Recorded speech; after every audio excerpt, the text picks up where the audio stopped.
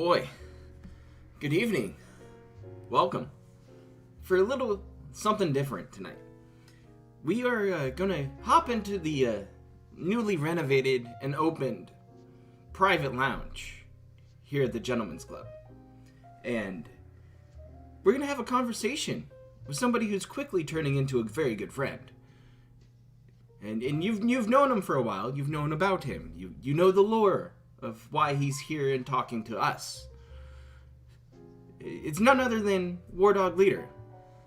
So, we're gonna have a nice, quiet conversation where we get to know our guest during these shows. Yes, this is a new series that I'm gonna put forth.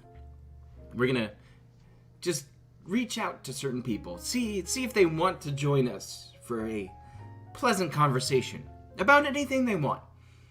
And I honestly think that there's not enough actual conversation in the world right now.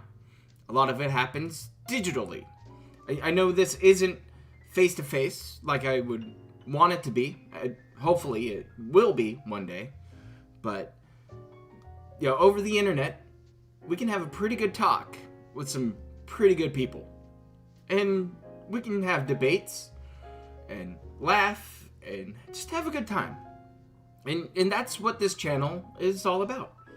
So, why don't we get over here into the lounge, and I'll open it up for a guest here. Maybe he's ready to do some talking. We'll see. You there, buddy? Are you ready for this? Fucking on a peanut.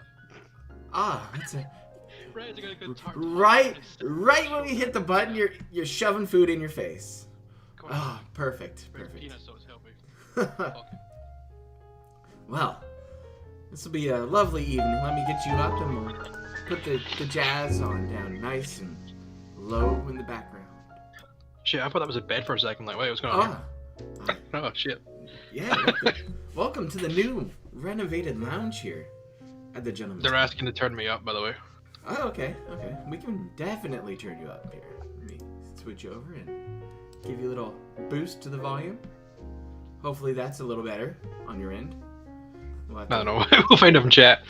So. Yeah, we'll definitely find out. You're topping the meters out here on this Good. end. So that's perfect. So it's been a very interesting day, and I know a lot is going on out there, chat. But as you saw, good old Wardog Leader was kind enough to give you guys a heads up. That's not what tonight is about. Tonight's about a conversation with a good friend, and just relaxing, having a good time. Excuse me. Let me take a sip. So, there we go. That's a little better. And this is more of a loose kind of format. We don't have any structure here, so we'll just let them fly, huh? So, Wardog Leader, you came to us a long time ago. Would you like to fill in people? Give them the lore once again? Maybe retcon it for a change? Yeah, let me just change it all because that's what we we do when we retcon stuff, isn't it? It's the perfect time. It is.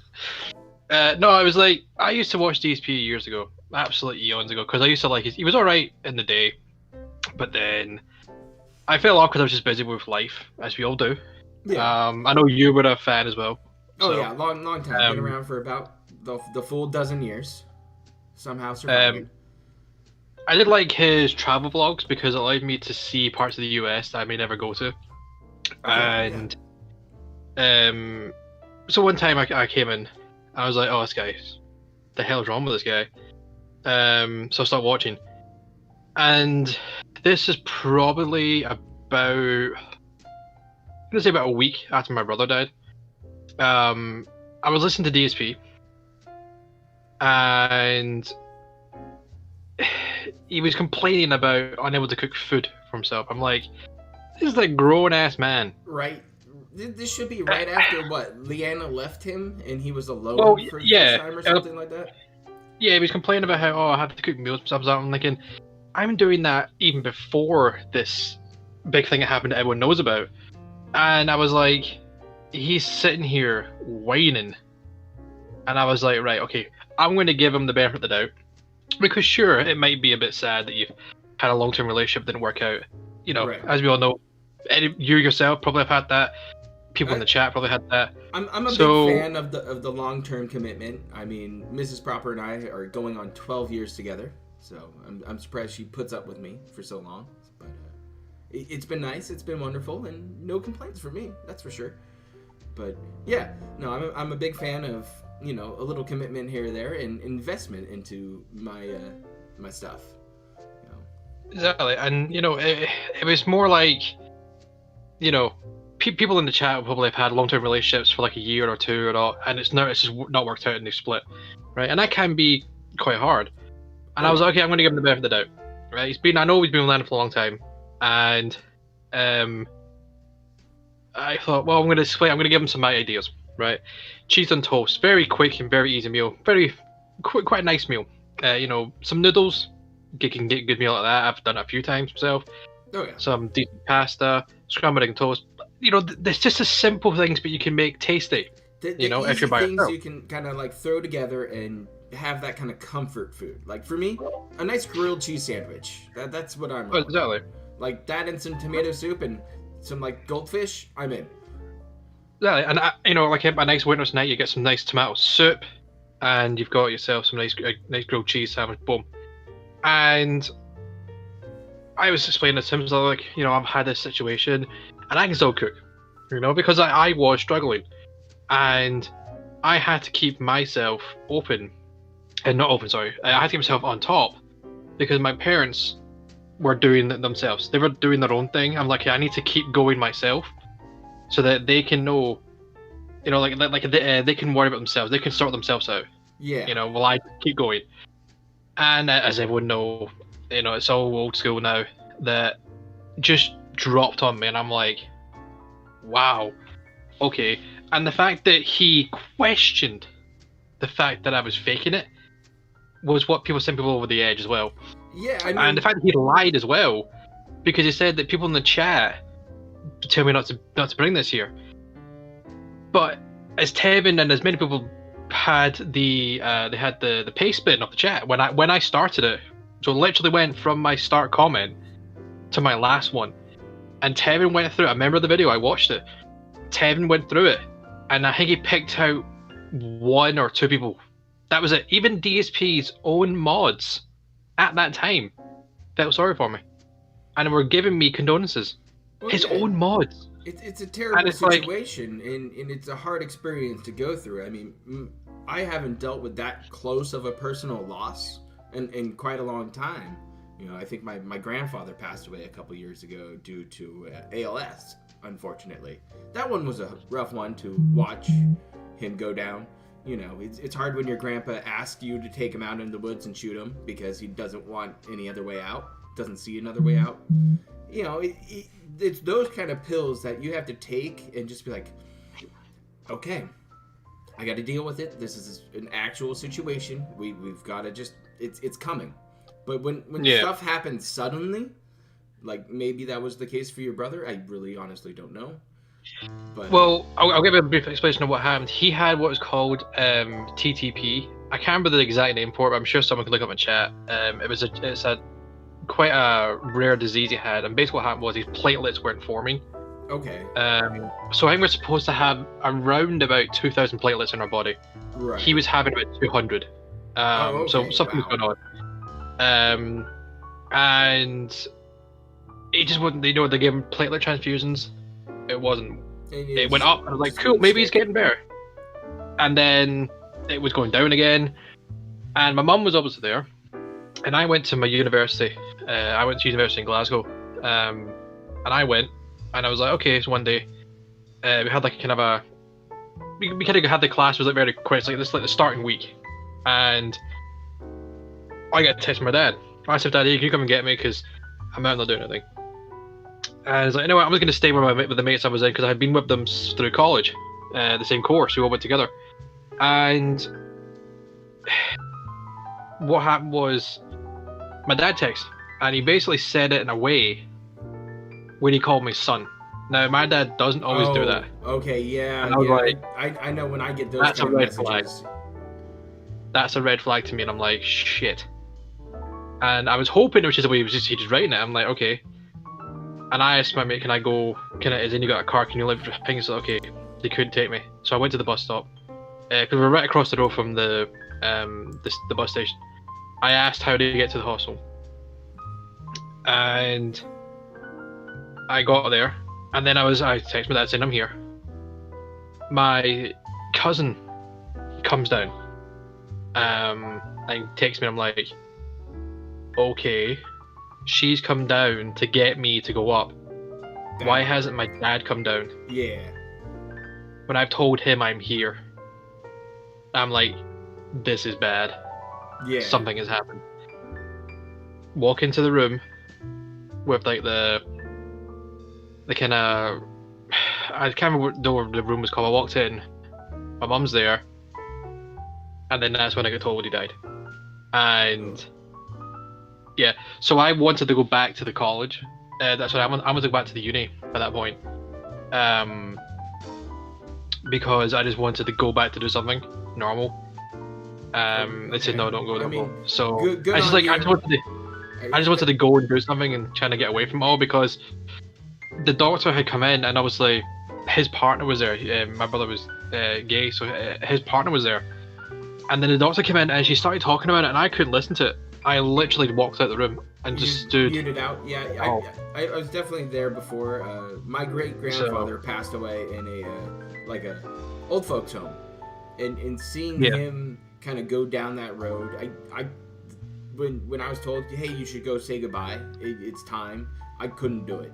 I regret that decision, but I couldn't see a man who I looked up to for many years, quiet, stoic, just did his own thing, was just, he had his own wits, and he was hilarious, sharp as a tack too, to the day he died. But it was just like, I could not put myself in that. And that was me as a young man. And oh yeah, I mean, like we all deal with it differently. And like, when I get told we can go and see him in the room, right, to say goodbye, I was like, okay, I'll go and do it. I walked in the room and it's burning in my retinas, I can still see it. I just choose not to look at it all the time. I walked in the door. God damn it. I walked in the door. Take your time, man. I understand, trust me. I seen him there, and I'm like, no, I can't. Turned 180. The second I caught sight of him, I just turned. I'm like, no, I can't. I did go in, but why I had my hoodie on, and what I did was I didn't really have the thing. I walked in, but I put my right hand up over my just kind of my peripheral. Yeah. And I walked in, and as soon as it's mum, and I just looked out the window, as like mum's, and I can't look at him. I'm here, but I can't, because I wanted my last image of him to be when I gave him a hug. I was working one night when we had to go and see him at my job, so I was still in my shirt and everything. I was still there in my thing. So I seen him, I gave him a hug. I'd like, get better, because this is fucking ridiculous. I know. I basically kind of did a big brother thing. Let's say, hey, cut this shit out. Let's go. Come on, time to go. And because I was like, it's just like, come on now. Try and make him feel a bit more calm. I was like, hey, I'm telling you, get fucking better, because we get shit to do. Yeah. I couldn't look at him. I was in the room, and my mum was like, it's just when he sleeps. I said, I don't care. If I look and I see him like that, knowing that he's not there, that will fucking traumatize me. Yeah. It's still just like to this day. Like, I'm right now, I can feel my eyes going, but I'm controlling it, because I know it's 3 years, but it's still there, and I still get a bit upset just talking about random things, and it's like, oh shit. Like, I'm in his room now because he has a desk and I can use it for my computer and stuff. Okay. But he wasn't living here. He was living in Glasgow with his partner. But it's just. But still, it's that memory flood of moments and time. And that's what I tell these people in chat that we're hanging out with, is that the moments and experiences that we have together are just outvalue anything else that we can do as humans.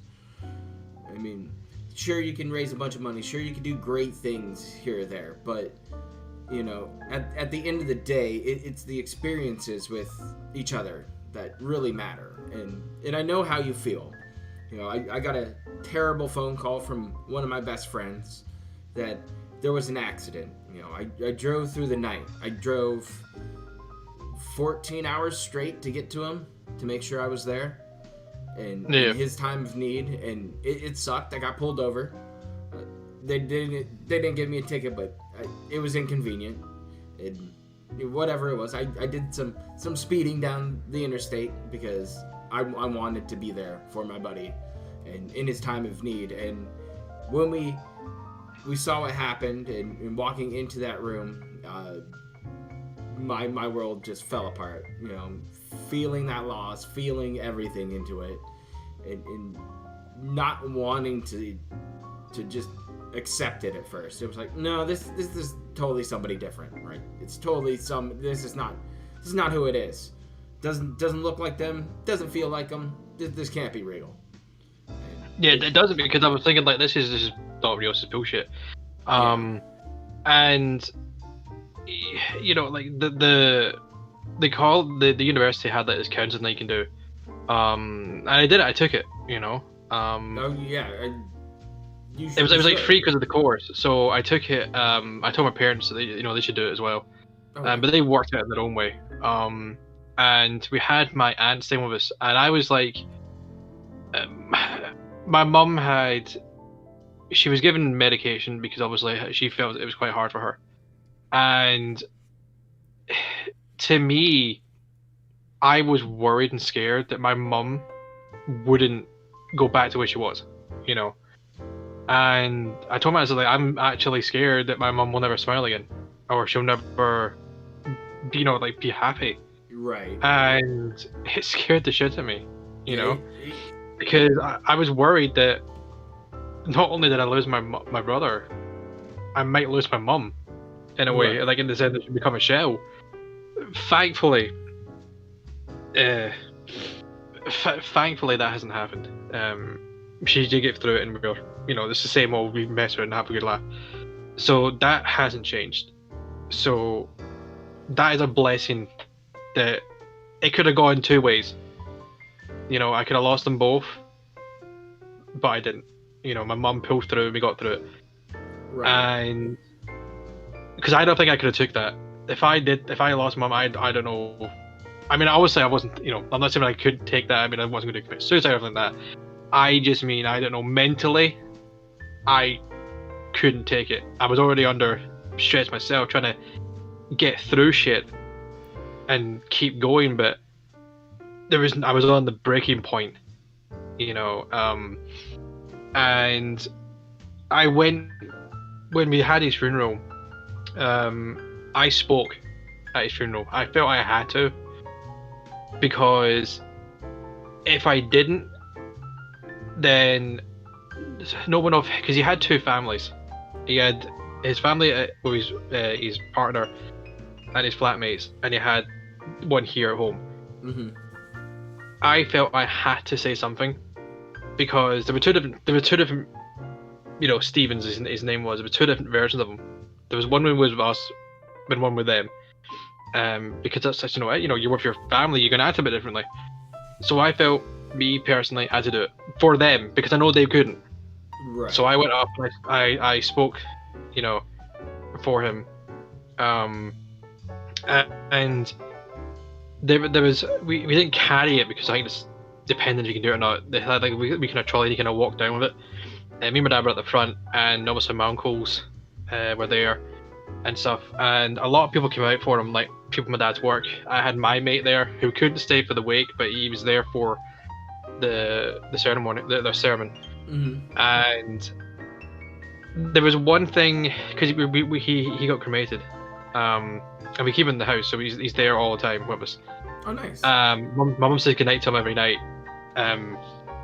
So it's just like, he's got his little table in the living room with his pictures on and stuff like that, and we put little things on there, because then he's still here, he always will be. And I wanted to so I collect, as you know, I've talked to you many times. I do 140,000 painting and building, and even playing the game, tabletop version. I had one model that I had many, like, when I started, and I was like, put that in his coffin, right? I know it's going to get destroyed, but my thought behind it was, that's me, and I can protect him wherever he is, you know? Yeah. Obviously, I have my grand and papa up there looking after him. Right. But for me, it just made me feel better that like I could always protect him as a brother should. You know? Like I haven't even deleted, like, if I lose somebody, their phone number is still in my phone, just in case. Oh yeah, I still got his in. Yeah, I still have his and mine. But that's how it goes. This is life. It's not easy, but your experience, it was very hard, and you've pulled through. And yeah, I have. You know, I mean, I still have his Steam account on my Steam. I've actually still got a friend request I sent to him on Discord before all this happened. Yeah. No, it's just like I sent him that when he was still around, and I just left it. I haven't deleted it. I just left it there because, you know, it's always there. I can always see it. You know. But you know, like I said, it's been years now. And after when that happened, when I got banned from DSP, I get messaged by someone who was in it was like Freedom Chat was called. I remember the Freedom Chat days. That was fun. It's fucking dead now. I don't know what's going on with it, but I don't know where everyone went. And I went there, and that's where I basically started. You know, I didn't even know. This is a weird thing. I didn't know about you. I didn't know about David Davidson, Mr. Huff, LSB. I wasn't making content at the time. I was just watching it. I was like I didn't know any of these. Like I know, like Mr. Huff he does stuff now, but I didn't know about all these people. I didn't know about LSB. I didn't know about Tevin. I didn't even know about GTG. I didn't know anyone like this, you know. And you know, I found all these people and I'm like, holy shit, these guys are actually pretty fucking funny. Tevin himself is a great laugh. LSB I've hung out with and spoke to a lot. Right. He's pretty damn funny. Yeah, I like talking to him too when we get the chance. It's kind of hard, but every now and then we get some good conversations going. Exactly, and like, you know, I talk to people in his Discord. I've been around for some of the Let's Plays. I've been around for also not Let's Plays, Let's Endures. I've been I kind of hang around a lot in you know, Dark Dave for his streams, and you know, just been having a good laugh at him because the fact that people get really irate about it, it's like he got $600 yesterday from one dude, right? Who gives a shit? Yeah, because he does. You know, yeah, he got $600 because he begged, and I was there. I have Dark Dave on every day, right? But I don't always listen to it. I have it muted. Yeah. Unless it's something that I want to listen to. But I used it to kind of keep track. I just have a wee look to see how it was going on, and I could tell the chat was going mental about something. And because it was going quite quickly, I'm like, oh, okay, what's he done? So I unmute, and I asked in chat what's just happened because I wasn't here. Right. And he's always hard begging after Pokemon stream. I was like, oh, that's funny. And then I was doing some Pokemon Dynamax adventures with two other mates on the Discord call, and while you were doing your stream, I came over and I was like $600, and then I was listening to the end of it. I was like, oh, he's from one guy. That's quite interesting. But the fact is, he hasn't got any dignity. He has no. I mean, the fact that he put a fucking emergency tweet out, essentially. Oh, yeah, right. It was all fishy. Once I started kind of piecing it together, it was like, oh wait, he put out a begging tweet, and then he took he took a water break right after his pre-stream, and then he complained about how slow things were, and then he started off the gameplay with just sitting there, and his Switch went to sleep 3 fucking times. It was like because the Switch only goes to sleep. It's like the Switch only goes to sleep after 10 minutes of inactivity. Yeah, it's just a setting it has. You can't turn it off, I don't believe. It's just one it has. So 10 minutes of inactivity. If it went off 3 times, it means he was literally sat still for half an hour. Yeah, he hands off gaming, just sitting there waiting for whatever to happen. And when it did happen, it was very, very weird and strange because he had to check it, and he went off camera to check it. Normally, he checks them on his phone. Oh, yeah, he went off camera. I didn't even know that. But yeah, I didn't see him walked checking his off phone camera for to the go 300. towards his like PC, over here. Yonder. He walks off, and he fumbles around, and he's over there for like 3 minutes, and you hear just like him talking to himself and figuring it out, sussing it out, and then he walks across the stream camera again, and picks up the vest, turns around, comes back on frame, and he's wearing the Sonic hat. I was like, that made me laugh. I mean, yeah, because he took it off. It was but to be honest, it made me laugh. I didn't expect it, but when I started to really think about it, I was like, wait a fucking moment. You get a $200 tip that you claim is legit, and then you magically have the Sonic hat available to wear and look silly in. I mean, it seemed set up to me, and it started to seem fake as the other tips started rolling in. But yeah, people win money in online casinos all the time, all the fucking time apparently, because it's just there's so much money out there. So I mean, because it's apparently something that tipped him before, so he knows it won't be sent. It won't be charged back. Yeah. I mean, how the fuck does he know? So it just felt fake, but at the same time, if it's real, doesn't really matter. The money's probably already gone now. Yeah. We already and know. The fact as well that like he's obviously today. I should have heard the news that Cyberpunk got delayed by 21 days. Yeah, I saw that. Because they want everyone to have it on the same time, because obviously they get so many versions to check. For all the consoles. What was it? Like 5 different versions? Something no, like it's that? 9. Oh, it's 9. Okay, it's 9 different versions. Holy shit. 9 different versions across all the consoles and the PC. And they want to make sure they care about their launch. I know, it's amazing that. What? Because I think that they don't want people to go, they don't want Sony to get it first and then everyone else get it. Because I know one of the games, like Final Fantasy 7, I believe, the remake, Sony get that first, and then like a year later Xbox will get it. Yeah. I mean, who the fuck wants that? So they're like, no, we're gonna have everyone at the same time, at the exact same the same day, everyone's gonna get it. Now, some people are saying, oh, that's just them, a PR stunt in it for, some more sales, some shit. I don't think it is. I think it's literally we're like, right, it's in the pocket, it's out of the virus. I mean, we're fucked with staff. It sounds like they actually care about the launch of their title, especially during COVID. I mean, it can't be easy, so maybe they need a few extra days to kind of tie up the loose ends. But if not, fine. They want everybody to launch the game at the same time, crash everything, and have a bunch of fun. And it'll probably be a great launch, to be honest. I mean, all what's happened now is that I didn't pre-order. I was going to, but all that's gonna happen now is that I can get some Christmas gifts now. Right. And get that later. It's all the thing that's changed for me. Okay, so it's come December, cool. But we all know the piggy is gonna fucking talk about it and rub his fucking greedy little paws and saying, "See you later, it's gonna be crap."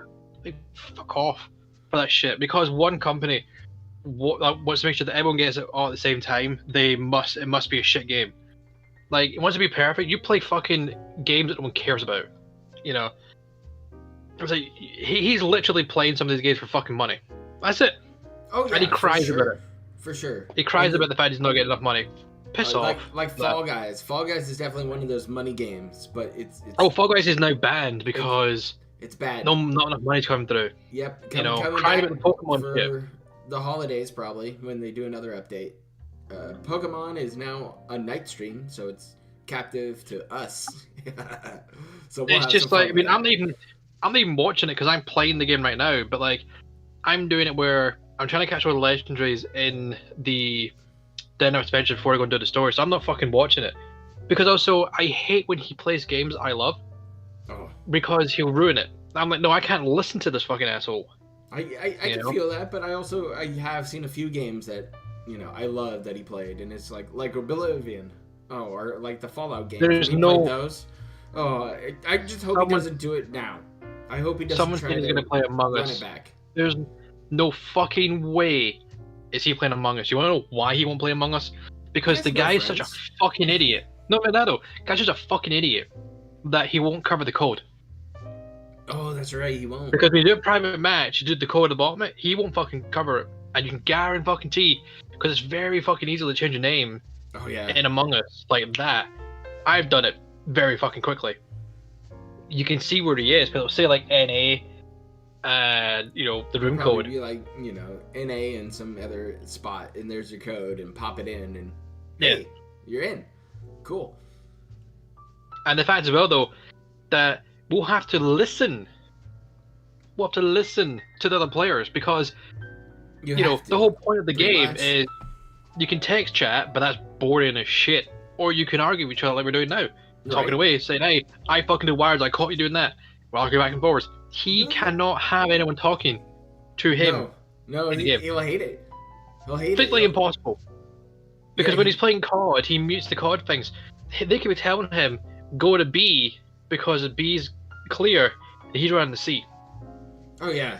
He doesn't use voice chat at all anymore. It's a shame. Most games, though, don't use... Like, a lot of the time, if I'm playing solo, I don't run into anybody anymore who has a voice chat on. But if I invite somebody to a party to play, they'll mic it up and have fun with me. So it's not a big deal. I know you don't have to use voice, but it's easier to use voice because obviously when you have the voting stuff going on, it's hard to fucking organize it and actually be. Right. You know, I've been imposter so many times that I flung someone under the bus. Right, I've got rid of someone who wasn't a fucking imposter because I've been convincing this shit in how I've spoken and what I've said that they couldn't tell I was talking out my ass. Oh, so and I flung him under the bus. You're a silver-tongued talker, are you now? Yep. I'm a professional liar. On by. Play the clip, Phil. You're good at lying. You're good at lying. But, you know, I've done it because I killed someone. The other person ran in. And because they didn't talk because they need to get a new mic, I reported the kill. And then hey, I just watched him kill him. And he had no defense because he wasn't quick enough. Booted out the airlock. I'm like, that's one down. You know what I mean? It's like, it's so much fun when you get something like that. Because there's a setting in it called visual tasks, right? So some of the tasks have a visual effect. Now imposters can't do tasks. So if they're going to try and pretend to do a task, if they're standing in one of the, if you don't know which one's a visual, then, you know, if you're standing in front of a garbage chute, right? The visual task is you'll see the garbage being dumped. If you're an imposter, you can't fake that. So they can get you instantly. So you got to be sneaky about doing the task. Make sure nobody else is around. Hide it. No. Or you do, or you just turn the setting off. So the visual tasks are off. So you can't. So that I feel that if the crew members use the visual tasks, it's kind of cheating because they can see, oh, this person didn't do it. I can see both sides to it. Like I could see it being easier. An added difficulty, in a way. Or I could see it being like a handicap. Yeah, like it'd be a hack for the crew members to get the imposters out with actually. Oh, we didn't actually work out it was him or her. You just saw them make a mistake. Didn't do it. Yeah, we just seen that they didn't do a visual task, so we caught them. It's wall hacks in a sense. And there's another one you can do. It's there's 3 ways you can do it with WePlay. You turn visual tasks off, and you can do it where like common tasks. Now I've played with some people and I hated this. I literally quit the game because there was 2 common tasks for everyone, right? It's all the same for everyone. I ran away because I was imposter, right? Yeah. Now they called an emergency meeting, and I'm like, oh, why did I leave? It's like, oh, I'm doing this. It's like, no, you're not, because the common task is this. And I'm like, is that how we're going to fucking win this? That's because dirty. Are they going to get me out because you know the common task and I didn't? So you're going to out me? I'm like, fuck this shit. I just quit. The other one we do is that when you eject someone, it will comment saying such and such was an imposter or was not an imposter. Now, when it says was an imposter, you know you've got one left. But there's a setting where you can go confirmed ejects, which is off. Because when all it says is such and such was ejected.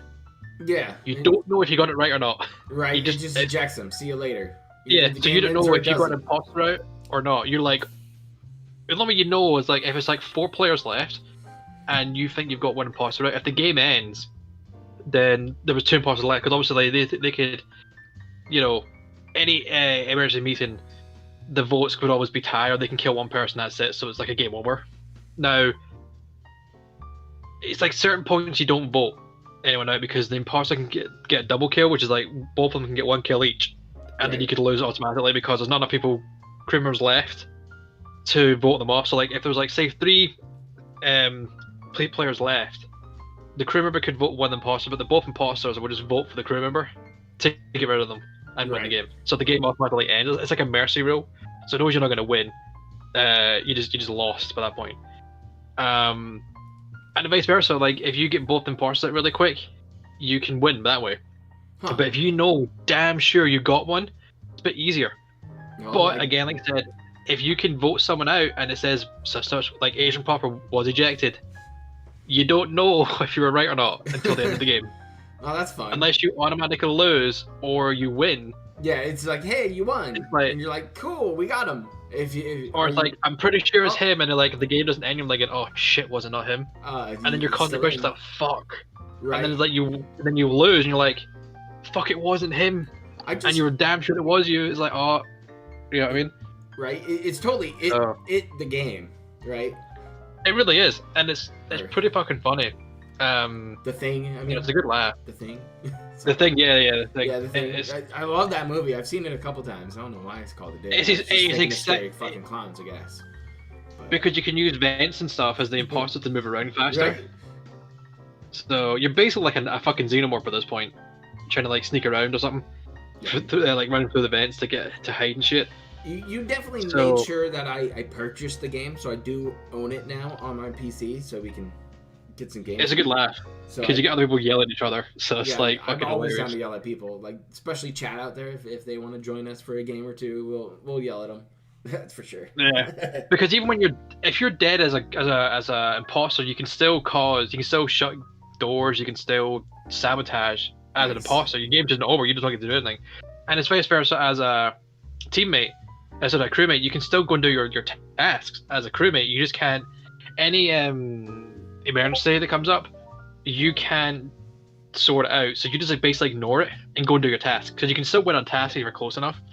But that's usually kind of a shitty way to win. But you kind of want to win by getting rid of the imposters, or the imposters killing all the crew members. You don't really want to do tasks, but you do it anyway because you can try and force the issue. Like if not a lot of people die and you're nearly finished your task, you just go, okay, let's just go for a task win. Just skip and we'll get a task win. So, but yeah, it's a good game. It just sounds like a good time all around, and I can see why it's such a good party game, because that's what it is, right? It's a party game. Pretty much, yeah. So they've been updating it. No, I hadn't had an update just recently as well. So I'm not playing it a little bit. So nice. Well, we'll have to try to get some games in on this weekend. I don't think I have anything going on except for Halloween, which...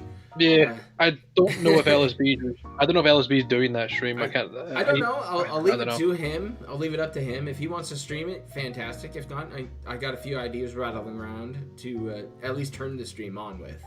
I don't know if I want to sit around and actually watch it, but definitely we'll be there for a costume reveal. What is he? You know it's gonna be Dr. Disrespect. It's fucking I hope so. He's already talked about it twice now. He's mentioned it twice. I mean, what else is it gonna be? Who knows, right? Yeah, it's gonna be. It's totally gonna be that. And if not, it's some shitty costume from like the Spirit Store, and he's gonna just be some grumpy old man trying to figure out what game he's gonna play. Yeah, because apparently it's all trash right now. But like there's no way. He hasn't even picked the games yet for this. It's on Saturday. He hasn't even picked any of the games yet. It's like, okay, well, that's going to be fucking boring as shit then. Then he's going to complain about the games and blame chat. The games are going to be the same trash as they always are. Right. I mean, if he plays Five Nights at Freddy, he's just going to fake jump scare and stuff. Oh, I hope so. Because he talks shit about, what? Peanut Butter Game. Markiplier and stuff. Yeah. Yeah. It's Other just, folk jumping at it, it's like, piss off. it's just You whatever, know, dude. so. Who cares? He's gonna try to play some horror game probably, and then Cat's not coming on stream, right? No way. She'll lurk in chat apparently. Oh, she lurked in chat. I I'm amazed think she actually so. does. Because If she comes on stream, it'd be fucking amazing. Well, he mentioned that honest. Stone Cold shirt the other night. He was like, "Oh, she overheard our conversation with you guys, chat, about my favorite Attitude Wrestler, and she heard that it was Stone Cold, so she bought me the shirt." And then TJ Gamebox, who was in our chat earlier, he was telling me that it's an old shirt, that it didn't come from Freddie Boys. They're not. So he was fucking lying about a T-shirt or some shit. I don't know. He's lying about a T-shirt. Probably. I mean, Oh my god. what doesn't he lie about at this point in time? It's all nonsense. The chargebacks are probably nonsense. We've probably sussed that one too. Mhm. I mean, The whole alarm clock was fucking funny. oh, the alarm clock. I got a Yeah. new one. Who doesn't use their fucking phone as an alarm I don't clock? know. I mean, fuck, mine plays Spotify playlists. Like, if I set one up, it's like, oh, hey, Spotify's coming on. It's like, oh shit, metal. I'm up. It's Monday. I think I have Through the Fire and Flames as one of my alarms so I can wake the fuck up. Nice. It's just loud as Loud. shit. Just blowing your I ears don't know. off. Like, oh. Yeah. Well, see, I've got it on it loud and it vibrates as well, so it's on my desk, but it's my bed, so it vibrates like fuck. Oh yeah. Like, oh shit, get it up. But sometimes I just sleep right through it. I did it 2 weeks ago. I think I slept through my alarm, and I was waking up at 3:55 a.m. to go to work. I leave the house probably about 4:20, get to work 5:30ish, somewhere around there. So it's an early start to the day, and one day a couple weeks ago, I don't know how, missed my alarm. I knew I set it. I checked it. I checked it in the middle of the night. I was like, cool, we're good. You just get in such a deep sleep though. That's the thing, is that you get in such a deep sleep you miss shit. I woke up, I was like, oh, and it was light out. I was like, what the hell? And I looked down at my phone, and it's like 5:30. I was like, oh shit. I was like, all right, I'm late. Fuck it, they'll deal with it. Yeah, it was like, oh, I'll lose an hour and a half or so, 2 hours of, work, but sucks to be me. Deal with it. It's not really a big deal for a lot of shit going on, and people do make big deals about a lot of stuff out there. Yeah.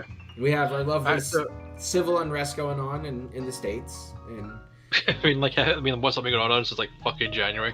oh yeah, it's not stopped. It's been a shit show for sure, and it's hard to talk about it because it's sensitive to a lot of people, and we'll kind Some of people leave it get on fucking for tonight, but still at the same time, it's still worth a mention. I think it is a happening.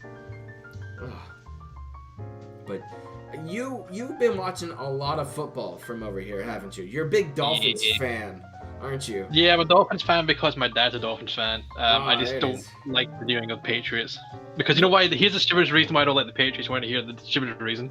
Because it has the word England in it. It has the word England in it. I'm like, fuck that. The I hate region the Patriots. of New England? You're like, Yeah, fucking. But see, I don't like. I Dirty will Yanks. fully admit Tom Brady is a fucking good quarterback. I'll hands down admit that man's a good quarterback. And I said to my dad, my mum, I was like, see, when Brady leaves or retires, I want to see what fucking Patriots do, because I don't think they got a good quarterback. What's happening to the Patriots now?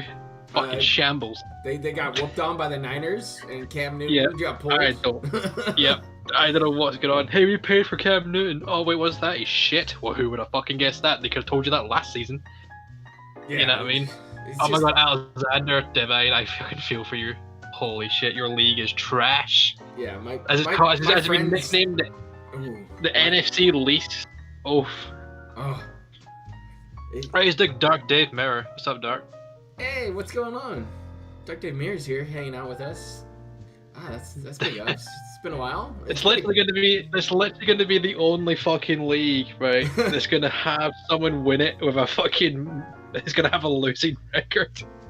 It's going to be like everyone else is going to have a winning record. The NFC East is going to have a fucking losing record, and they're going to win the league. Yeah, everybody's gonna have a losing record, and they'll still get in. No. It's like, Everyone's going to have a winning record, right? So the NFC West, North, South, they're all going to have winning records, right? They're going to be, and the AFC is going to have winning records. The NFC East is the only one that's going to have a losing record, and not someone's going to win that one. You're going to win the league with a losing record. How does that make you feel? Holy shit. Crazy. If we have any Jets fans in here, you need to just burn your fucking... I was saying that though, see, you can't really burn your jerseys because shit doesn't burn. Because you're literally 0-7. Oh, he's throwing it. He's giving it to you guys out there. Because they get shut out by the fucking Dolphins, and we haven't had a blowout game in the season. Dolphins hold our beer. Oh my god, the Falcons need to just stop. I don't know what they're doing. They have money on the game or some shit because they just keep fucking going, hey, we have a lead, let's blow it. Oh man, if you're talking sports and blown leads, I mean, I'm a Sharks fan for hockey, so I know about blown leads a little bit here and there. Yeah, but I don't think you blew as many leads this season as the fucking Falcons. Holy shit. I don't think so. They're on a roll with that one. I don't know what's going on. Dude, literally, was it 4 seconds to go? All they had to do is make sure that Matt Stafford doesn't fucking get a touchdown. He gets a touchdown. Oh no, we were talking about this before stream, right? Exhaler was bringing it up with the Cowboys being terrible. The Cowboys aren't the worst; they're just really shit. I mean, the worst. If I had to rank the worst teams right now, I would have to go Jets. It's a toss-up between the Giants and the Falcons. I think the Falcons take it because they've just blown so many leads. Yeah, then it's the Giants, and then it's the Cowboys. Oh. Because the Cowboys are literally... They're terrible right now. You lost to a team that hasn't got a fucking name. that is true. Washington doesn't have a name for whatever reason. Yeah. We lost to a team that hasn't got a name. Good fucking job. You lost to team political correctness. I mean, it's a weird thing. I knew it was going to happen sooner or later with sports, right? But it's such a historic franchise, and you thought it would be like, oh, whatever, who cares? But no, too many people cared. So I haven't seen them play this bad. Change it up. Tim the Tatman is literally in fucking pain every weekend. Because he tweeted out, the best part about this was that Tim the Tatman tweeted about it. It's like, oh, because it's the Washington Redskins, I'm not going to call them the football team. Because it's the Washington Redskins, I can tweet this out. There's no way the Cowboys lose this game. And they got 3 points on the board. Oh. I was like, fucking Christ. How is that with Tim watching it and simulcasting it, hosting it kind of thing?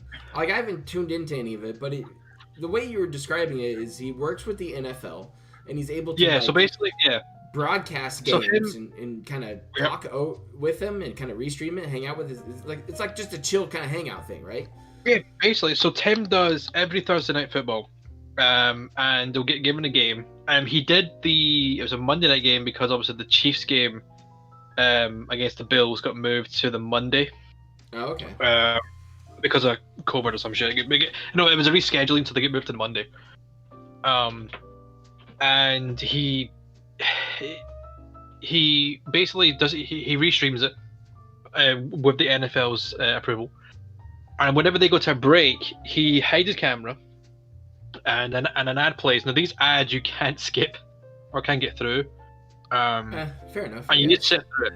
And then the game comes back on. Tim will be on the screen, and he'll, commentate on the game when it happens. Obviously you have the commentators talking, but then he's basically watching the game with us and talking about it. Nick Merckx is also doing it as well, so he's another one that does it with the NFL. Nice. I usually watch it when I can because it's good fun. I think he's doing the Eagles-Giants game next. I'm not mistaken. Nice. Fly, Eagles, fly. Shout out. So, we'll see, because that's a game no one's going to... No, but that game just happened. The fuck am I talking about? That game just happened. Oh, did it? I don't know what... Yeah. Fucking, I forgot what's happening. That's how much I pay attention to football, usually. I mean, it's just... It's not my jam, but my friends are super into it, so I kind of keep up on it and be like, oh yeah. Just like, oh, did you miss that kick? Yeah, they missed that kick. So there's no Thursday night game. He may do the Friday night, which is the Falcons versus the Panthers. Oh, so Panthers are gonna have a nice comeback win. I've just seen who the Jets are playing. Who they're going. The Jets are going 0-8. Oh, I'm sorry, Jets fans. You're gonna get destroyed. Oh, no. Fucking Chiefs. Oh no. Oh god. You're gonna play against Mahomes. No. Oh, no. Is he? Who are the Cowboys playing? Oh, they have a bye week. No, they're not. They're playing the Eagles on the Monday. Yeah. Oh no. Oh no. God. The Jets are going 0-8. Fuck. It's not good. That's a rough start. I mean, the second season's over, man. Holy shit. Yeah, right. You're halfway to that nice Lions record. Ugh. You don't want to touch that one. You don't want to touch that. God. So yeah, I've also been watching the Formula One. Oh, okay. I don't know if there's anyone in the chat who also watches the Formula One. Oh, it's been good this year, right? Oh, it's been fucking weird, like, because we always knew Mercedes was going to be really good because they're like the top tier. Everyone's chasing them. I knew Red Bull would be there. To be honest, I expected Ferrari to be up there, but I don't know what the fuck has happened. They've had garbage Ferrari cars like all year though. I don't know. It's like because last year they were winning races. They were going poles. They were challenging for shit. I have no idea what's happened to Ferrari. They just kind of fell off. Fucking no clue. Like the drivers are trying to like get info about the car, and the crews are like, you tell us. It's like, what? Exactly. I mean, like, you Vettel's leaving this shit. Tell me how to use it. I mean, Vettel's going to Aston Martin, which is Racing Point at the moment, the pink ones. And the funny thing is, though, when Nico Hülkenberg came in, because obviously Sergio Perez had COVID, so Nico Hülkenberg had to come in to replace him. Right. And then Lance Stroll had it, so Hülkenberg came in to replace him. He has only raced 2 races, and he nearly has as many points as Sebastian Vettel. And I'm like, what? Vettel has only got like 1 point in the last 5 races. Something like that. That was the guy who was up there challenging for the championship last year. And he just can't string them together, can't get going. I don't know what's going on with those two. I think it's funny. But the fact that, Bottas, who was fastest in practice 1, 2, and 3, fastest in qualifying in Q1 and Q2, just didn't have it in Q3 to get pole, and then was 25 seconds behind Lewis by the end of the race. Yeah, and that's a big gap in racing. 25 seconds is huge. It's the biggest gap this season. I think it was like 23 for the last gap like that, from winner to second place, but this has been the biggest one now. But for whatever reason, Bottas just can't deal with it when it counts. I mean, you can be fastest all fucking practice if you want, but if you can't put it on the pole and win the race, you're shit. Yeah, it doesn't matter. You got close, dude, but you didn't finish. You gotta finish it. I mean, there was this stat that Red Bull had, like, they do their pit stops. They're the fastest pit stops ever. They have like a 1.8 second pit stop to change crazy. 4 tires. That's crazy. But like, I'm that's like, yeah, you might have 1.8. It doesn't matter if you can't fucking do it in the race. Like, it doesn't matter if you can do it in the race, cool. But if you're not fast in the car, it's fucking, you're nowhere. Yeah. If you're just going in. Well, you're not going in circles. This is a NASCAR. Yeah, I mean, it's like because Max Verstappen, who was in third, just wasn't getting on Bottas at all, and I'm like, it was so ridiculous how. I mean, essentially, Lewis Hamilton was going 77 points clear. He's got 3 races in hand when he could just not turn up or retire for whatever reason. But Bottas has to win all these because there's only 6 races left in the season. I don't see Bottas pulling it back. No. I honestly don't. It's going to get to the point where Lewis will be mathematically impossible to catch. Yeah. So probably a race or 2. Maybe 3. Let me just do the quick math here. So it's 25. There's 6 races left. 150 points. Add on 6 for fastest laps. He's 150 points left to take. 156. Yeah. He's 77 points clear. So he's basically, there's a 79 point buffer, I think, left. So it's gonna be something like a race or two, and Lewis will be unable to be caught, essentially, by Bottas. Yeah, that's what I was thinking too. It's pretty insane. It's been a weird year for sports, that's for sure. Yeah, I really had. I actually ended up watching a World Series game with my dad. It's been a while, and we watched the weird ending game of Game 3 the other night, where it was like bottom of the ninth, Tampa Bay needed to score. You know, Dodgers are fielding pretty well, and all of a sudden, just nope, botch that one.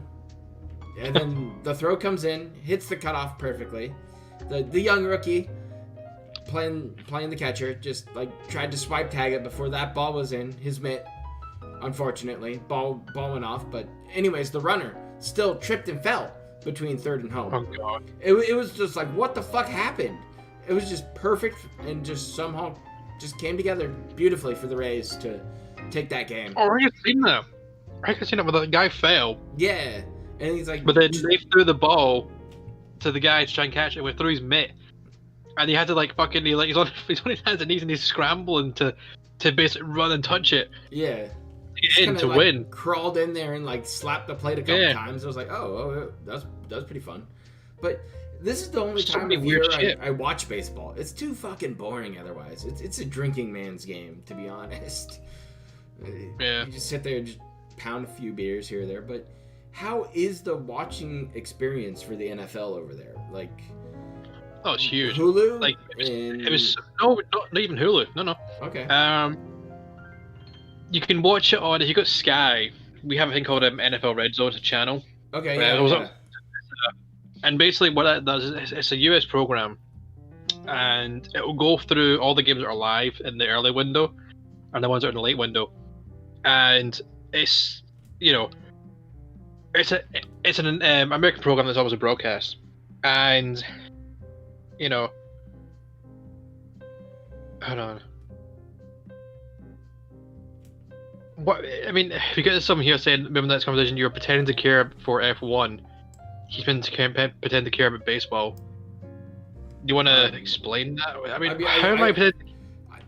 I don't know. I've watched F1 for quite a long time. I do like. I watched F1 when Michael Schumacher was.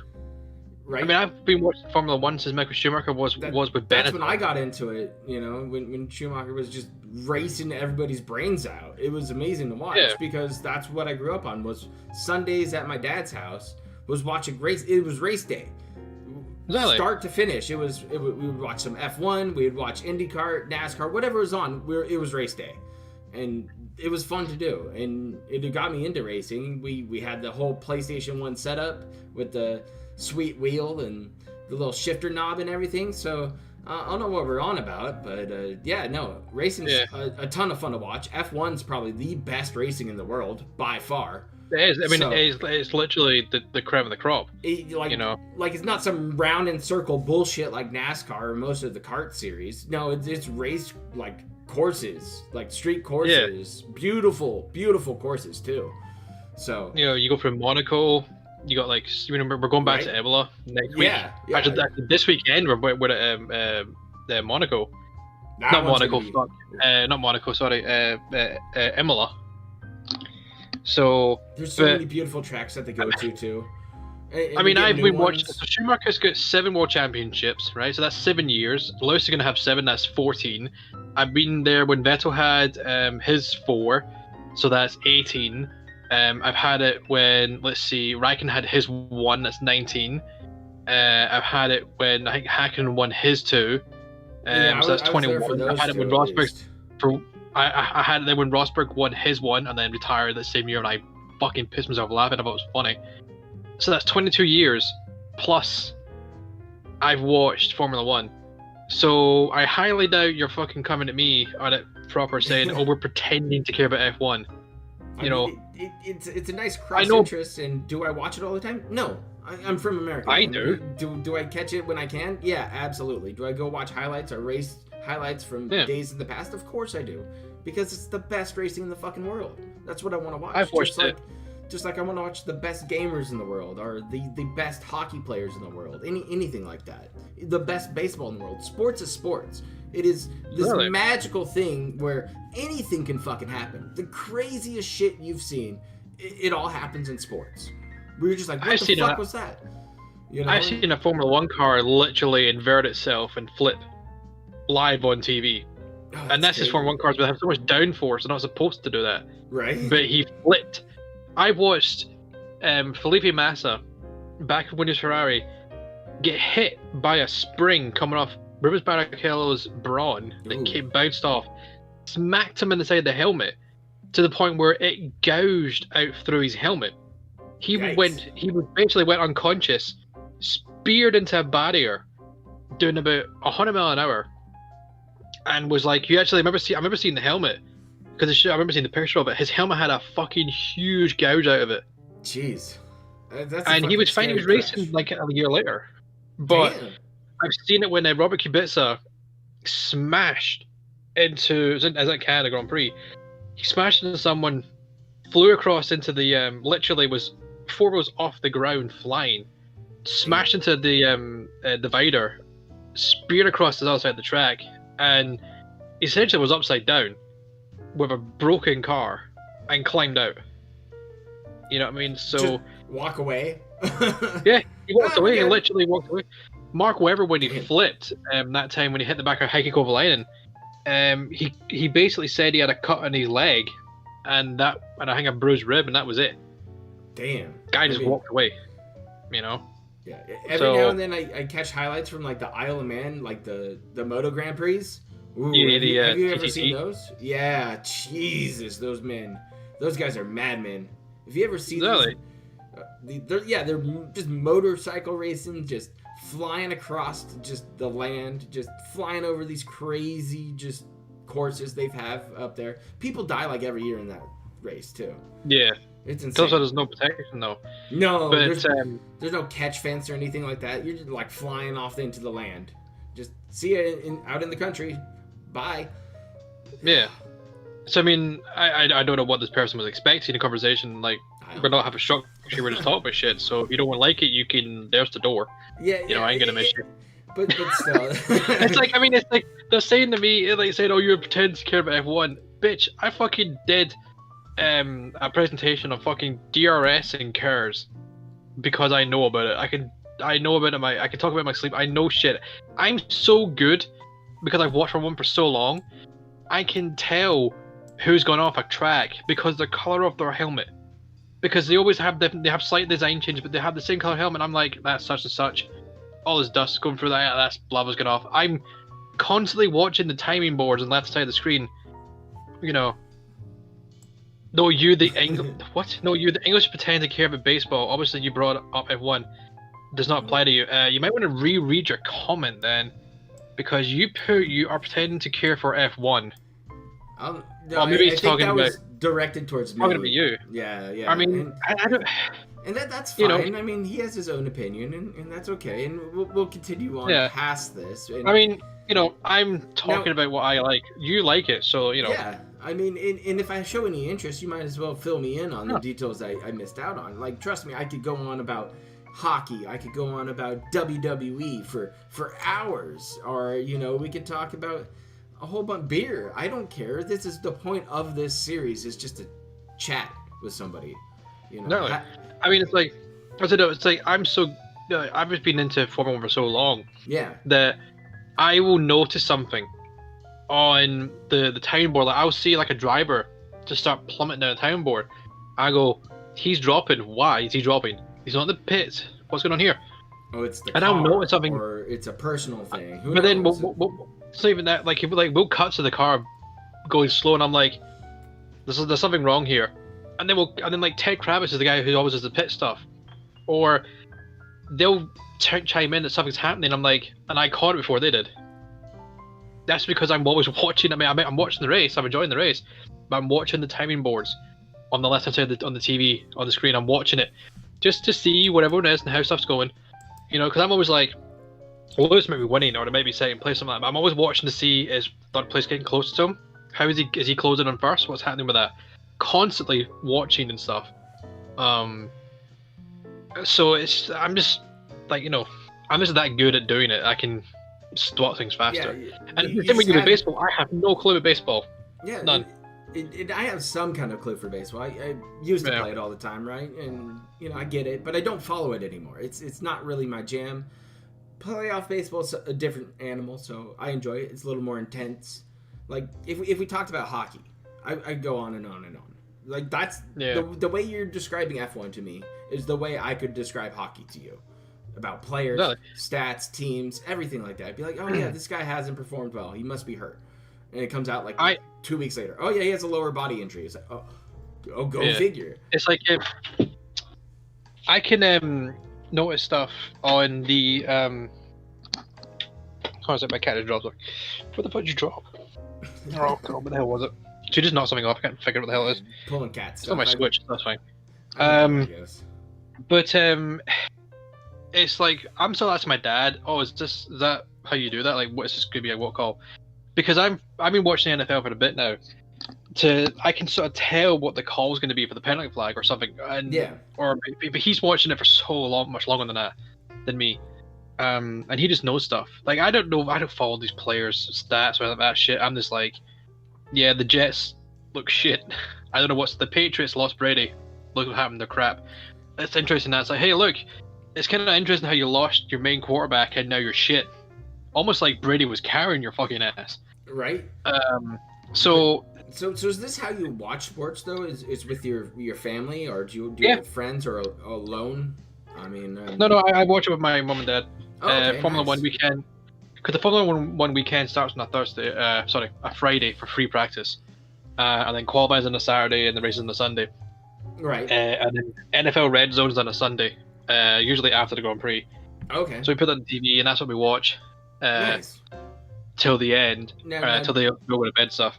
Do you have your own ritual about it? Do you like bring food and people like? No, well, but usually when it's on, it's 6 p.m. UK time. Okay.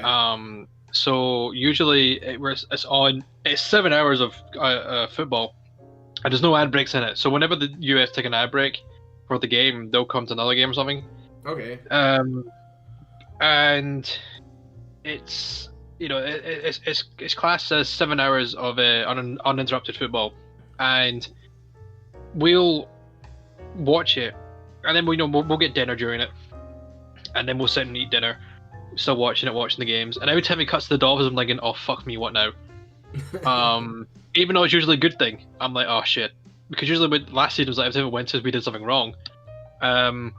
And then, they'll go to bed, the games will end for the Sunday night games, and there'll be like one left, but I'll probably follow that on Google Sports, not Google Sports, fuck me, on like Google with the NFL scores updating if I'm interested in it, or I'll just down it the next day and look on NFL.com to see who won. Nice. So, but there's no, ritual where we bring like stat. I would love to watch an NFL game in America because it's a big production. It's like if you have friends over and you're watching like the Super Bowl or your team's playing on a Monday night or something like that. It's like you get the barbecue going and you get the beers all day and you have just games and just shenanigans all day long, and it's just eating, grazing, having fun all day with like your best friends. Yeah, like, when is the Super Bowl? Because the Super Bowl gets broadcast on British TV, on BBC One, I believe, or two. And me and my dad will watch it. We'll order in a Domino's pizza. Oh, nice. And we'll sit and watch it. And obviously it's late at night because, UK time. And we'll sit and watch it. We'll have a beer or two, whatever. And then we'll go to bed. Because it'll finish about like 4 o'clock in the morning. Yeah. For us. So, but I just love watching the Super Bowl. And it's these guys that are on. It's called the NFL Week, and it's let's see, it's Mark Chapman, Osei Omenura, and Jason Bell. Now those two guys are ex-players, Yeah. so they're Americans, but there's so much chemistry with them, and they explain stuff like they literally explain stuff like people who don't know, like if you just watch for the first time, they'll just sit and explain it. But it's always a good fun with them watching. So it's how I've always done it. And yeah, I would love to watch it in the US, like have a kind of part and watch a game. But sometimes you can get like if you watch one game, it can be boring as all shit. Oh yeah. Whereas, like if you watch the NFL, if you watch Red Zone, it jumps them all. It jumps all the games. You get all the games for free, basically. Yeah, so what happens over here is like we get up in the morning. Like my stepdad's a big football guy, so he gets up early in the morning and he starts doing his chores. And then by like 10 o'clock, he is on the couch with the sandwich with the dog, and he's got like his soda already. And he's like, "Okay, you need to go grab a beer and join me?" I'm like, "Yeah, of course." So we sit down and we flip back and forth between channels, different games. You know, he's a Raiders fan, so we got to watch the Raider game. And then, you know, it's just a good time. And it, you know, I should go back and go do that with him, you know, before the season's over. That's for sure. Because yeah, the Raiders aren't doing too bad. But you watch a full day of football. It's like 10 a.m. to all the way to like 8 o'clock at night. It's just nonstop football with like a little break in between with like the Sunday night game coming on a little later. Yeah. So yeah, at least have enough time to go get like pizza or whatever. So it that's kind of how like we do too far away from what you're doing. It was a Grand Prix weekend. The Grand Prix will probably start race lights out. Probably be around about 1:10, 2:10. That will end, and then the red zone will be on at 6, and that'll be on till like 10 o'clock, 11 o'clock at night, and then that's it. That's the day. So that's a pretty good sports day. I'll tell you that much. It was the same for this weekend. Obviously, they were the same for this weekend because obviously there's a Grand Prix this weekend too. So, the exact same thing. Oh, nice. So I'll probably catch that race Sunday then. I don't know what time it's like. It's in San Marino, so it's probably going to the same time as the Portugal Grand Prix. I think so. So I'll have to check it out. I'll schedule it out probably because I think I need a nice chill Sunday.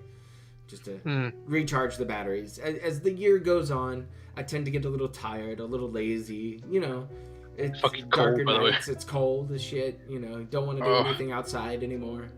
So it was fucking freezing today. Like I know the Americans like go, "Oh, it's cold here." And I'm like, "Bitch, it's fucking like." I mean, I think the temperature at one point we've had it -10. I'm like, yeah, okay then. You know, it's cold there. That's rough already. I mean, it's 8 degrees right now, and I think it's like 35. I fucking keep forgetting to do this. It's like the math. There's like a map you can do. It's like I forget the formula too, but there is a formula. Yeah, it's something like add 35 or something. No, it's add 32. So I just did like 0. So for me right now, it's 46. I mean, that's a chilly one. That's chilly. It's chilly. Yeah. It's a little, what's your perfect season? Like, no, sorry, that's question. Maybe rephrase it. What's your perfect holiday? You know, what's the one you look forward to every year? Really, gosh, it used to be 4th of July. It's just the summer American holiday. Fireworks, hot dogs as many as you can eat, beer for days. Just, you know, good-looking girls all the time. The fair kind of is usually around, but then so it's like that kind of jam. But now as I'm getting a little older, it's just like I really like Christmas. Like Christmas, I'm a man. There you go. And Thanksgiving, those kind of family gathering holidays are now gaining a big importance in my life. And I've always loved Christmas. Christmas to me is like I don't care about the gifts. I don't really. That's not what people. But it's the fact that I can get to decorate the house, just playing the tunes. If you can find this CD, I want chat to go and look for this as well, because you might enjoy it. It's called. I'm going to get a link for it because it's such a good fucking CD. And I thought we lost it one year. Turns out we didn't. It was in the decoration box. I went. We just almost threw it in there. Yeah, I think I threw it in there. Really enjoying Christmas. The last couple of years, it's been kind of a quiet Christmas. It's been me, Mrs. Proper, and her mom, my mom-in-law, show up, and we all just have a nice quiet Christmas, and we relax. So, ooh, nice, you threw it up there, perfect. And that's like it's called Christmas with Nat and Dean, which was Nat King Cole and Dean Martin. Oh, it's so good. This shit slaps, and we usually put this. That's like we put this Christmas on stuff, right? Yeah, it's got like this, like it's like Old Tannenbaum, something like that. Yeah. And we put it on every year, and we usually put it on. We were decorating. My dad's doing the decoration on the ceiling and putting the lights up. The stuff. Me and Mum are doing the tree, and then we'll come up the stairs. We'll do my brother's room, and then we'll do my room, and it's always been this CD, you know, and do you just blast it through the house? Well, we put it on the Blu-ray player down the stairs. Nice. I mean, usually we were down there. If we come up here, I might bring the CD up. I got my Xbox up here, so I might put it on the Xbox up here and just play it through that way. Because it always makes you feel now it's Christmas. You know, like whenever you start hearing the kind of this is Halloween from Nightmare Before Christmas. Oh yeah. Then you know that's kind of Halloween. Well, but when I start hearing, funny you should say that. Is Nightmare Before Christmas is Mrs. Proper and I. We have a Christmas tradition where we put that movie on and we decorate our tree to it. So, okay, all right. Yeah, that's our jam. And you know we have the house decorated usually, but we put on Christmas music during Christmas Day. We put on a Christmas Story plays for 24 hours, so we have that one and rolling during Christmas Day. No, I'm gonna ask. I make a prime rib. Oh, cool. Okay. I do a nice prime rib for everybody, and with the horseradish and everything, because that's how I like to do things. And we have a nice cozy Christmas, and I bust out the good booze for the first time of the year. No, I'm gonna ask you this right now. I want you to answer those two, right? Yeah. It's just like a very thing, right? Is Die Hard a Christmas film? Yes, absolutely. Yeah. One of my favorite Christmas films. I know Loco Slam will agree with me that Die Hard is a fucking Christmas movie. Fight me. Yeah, Die Hard 2 is a Christmas film as well. The whole reason it happened was he went out there for Christmas. Exactly, that's the point I keep making to people. He went out the for holiday. Christmas. I mean, oh my God. There's no point it's to the movie. One and two were Christmas movies. Yes, Loco Slam, you're damn right. What are around when he gets there? Fucking Christmas trees and ornaments and stuff. Music. And even Holly says to the chick, like, it's Christmas. Go and enjoy it. I feel like Scrooge. It's fucking Christmas, right? And I love it when I hear my main man, Hans Gruber, says, we'll be on a beach earning 20%. Like, it's like, you know, I watch that shit. I watch that film every year. And the same with the second one as well. You know, it's like, we get Die Hard 1, Die Hard 2, the Santa Claus films, the first three. Yep. You've got Nightmare Before Christmas, because that's a Christmas film. Home Alone 1 and 2, only 1 and 2. Yeah. The other Screw one 3 or whatever else came out after that. No, they don't exist. I've watched 3. 1 and 2 is great. We've also got Bad Santa. Right. That's fucking brilliant. I like to watch that. Throw that one in there. Charlie Brown Christmas. I don't watch that, but that's another one I'm gonna watch. Fuck, what else was it? Rudolph. I do watch that one. Rudolph and like the older classic Christmas ones. Those are always good. Christmas Vacation. That's a good one too. You like that Muppets one? Christmas Carol. Yeah. Big ups on that one, dude. Another one, you gotta watch that one. There was one. Yeah, there is. Yeah, it was in there for Christmas. Ooh. Yeah. The Grinch with Jim Carrey, the live action one, and the classic one, both. I will watch them both. Scrooge, okay.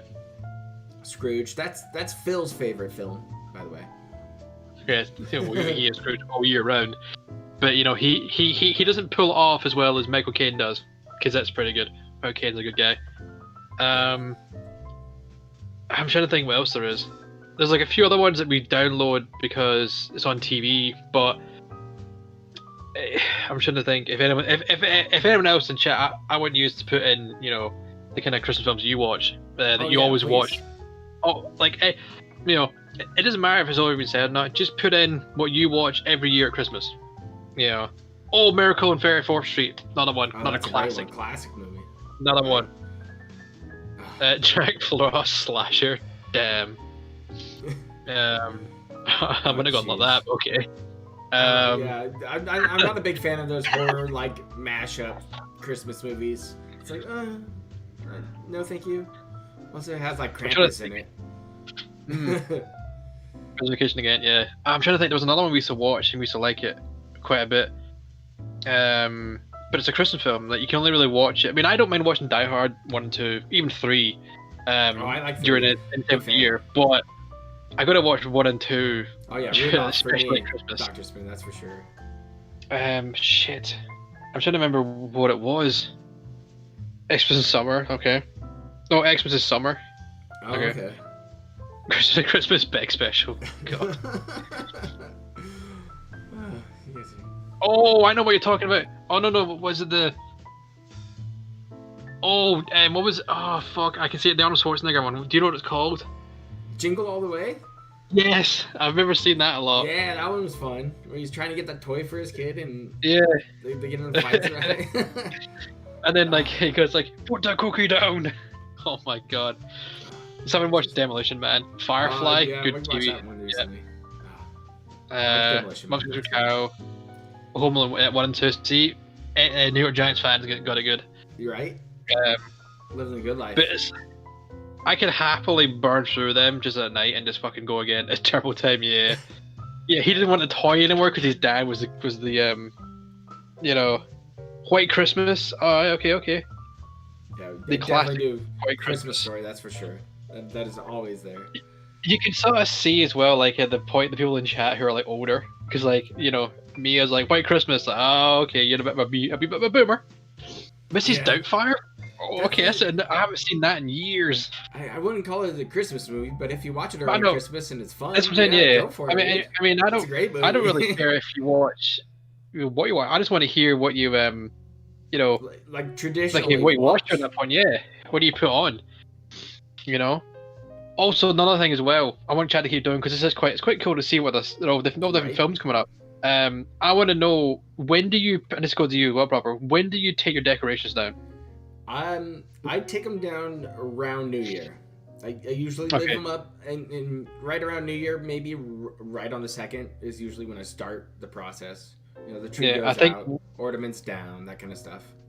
Right, I think we do it about a week after New Year, because obviously we like up and stuff like that, and we start getting ready for it. But we're supposed to take them down. Oh my god.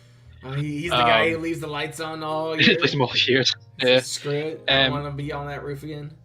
The other kind of thing I like the smell of it's like a cinnamon spice and stuff. That's when I know it's Christmas with this stuff. Oh yeah. The muddled spices and the cinnamons. Well, Yeah. I drink Fireball every now and then, so it's we get cinnamon in all year round. So, but yeah, I mean, I just love Christmas, man. Like, always such a good thing. And like, even if there's nothing on TV, fuck it. Yeah, we don't have nothing on TV. Bung in Die Hard. Fuck it. Right? I could recite Die Hard always line for line with some of the shit because it's such a good fucking, you know, film. I would love a snowy Christmas, but the problem where I live kind of near the sea, so I have the salt air, and it just never snows.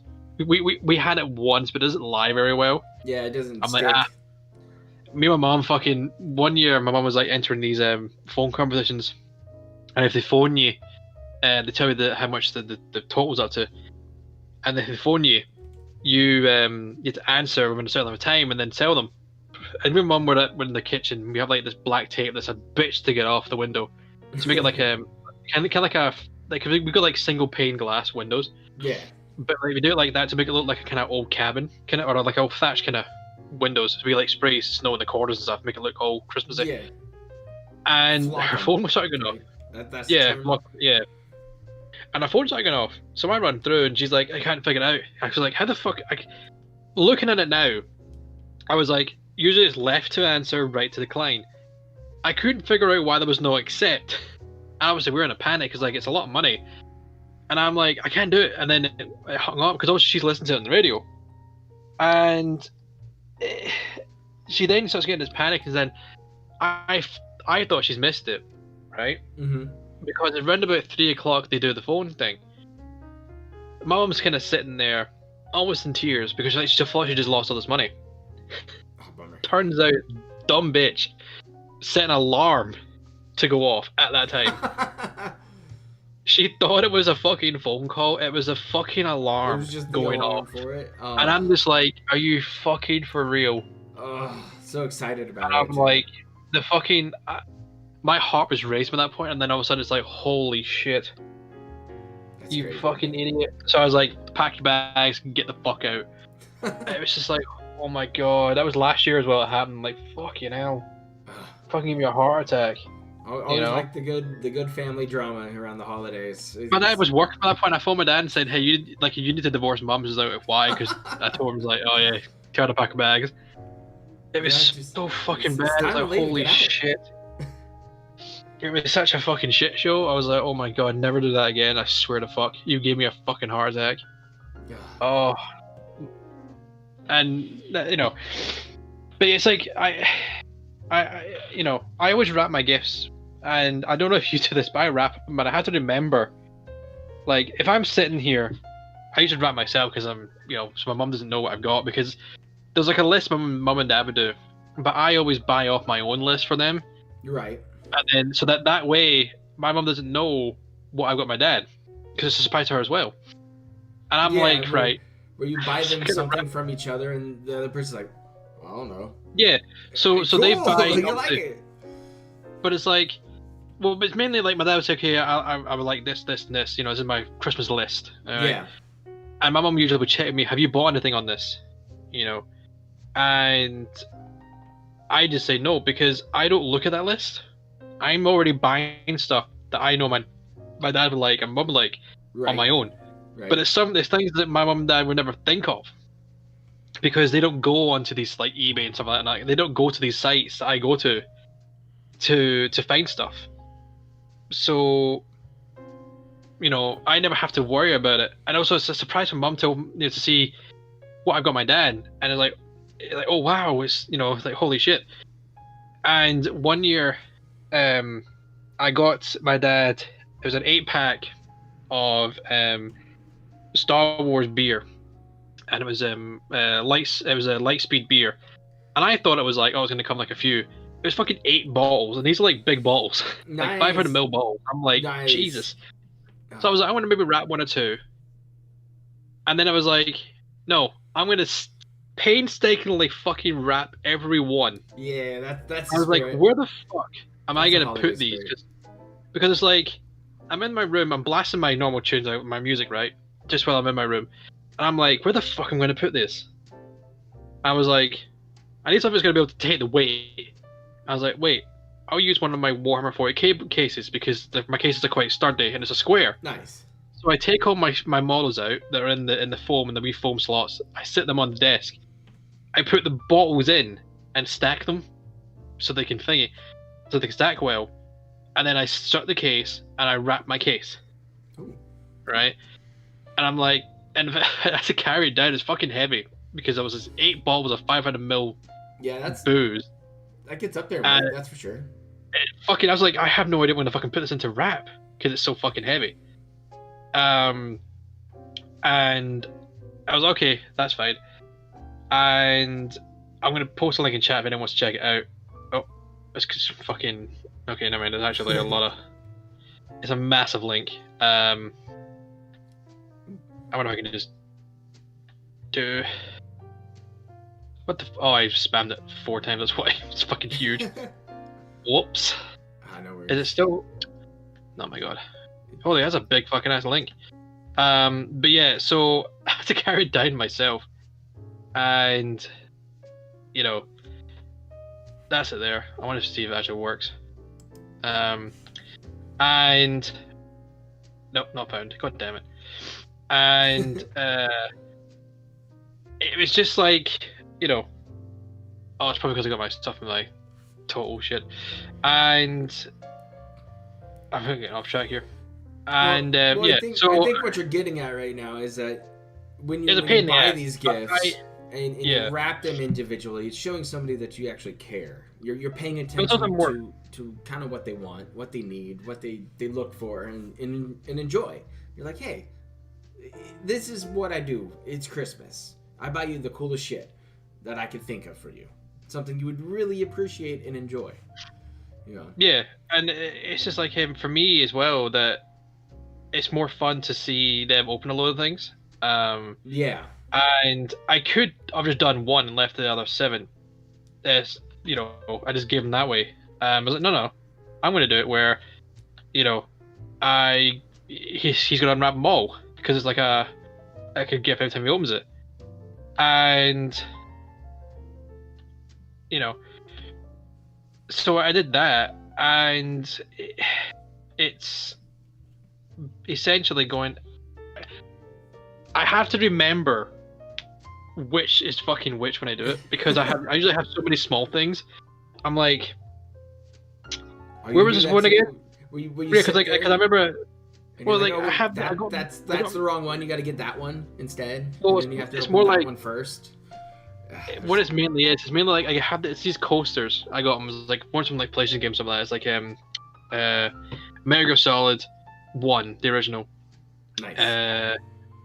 For the PlayStation, it's Metal Gear Solid 1. It was Soul Calibur, not Soul Calibur. Legacy of Kain, Soul Reaver. That's it. Soul Reaver, Legacy of Kain. Silent Hill 1, and then Wipeout, the original Wipeout. I then obviously wrapped them up, and I was like, right, give one to my dad from Steven. And I'm like, which one fucking is it? And I just fucking started to remember, shit, which one was which? Because I don't write them till afterward. I'm like, oh fuck, so I had to like put a little pile.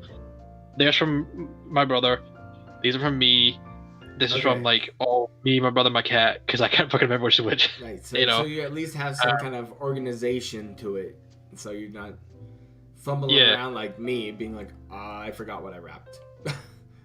Basically, but I usually have the moments when I go, shit, which one is which? You know, I'm trying to get this. Yeah, so it's just funny when that happens, and I feel that if you take your time to do it, doesn't matter what it is, then, you know, it works.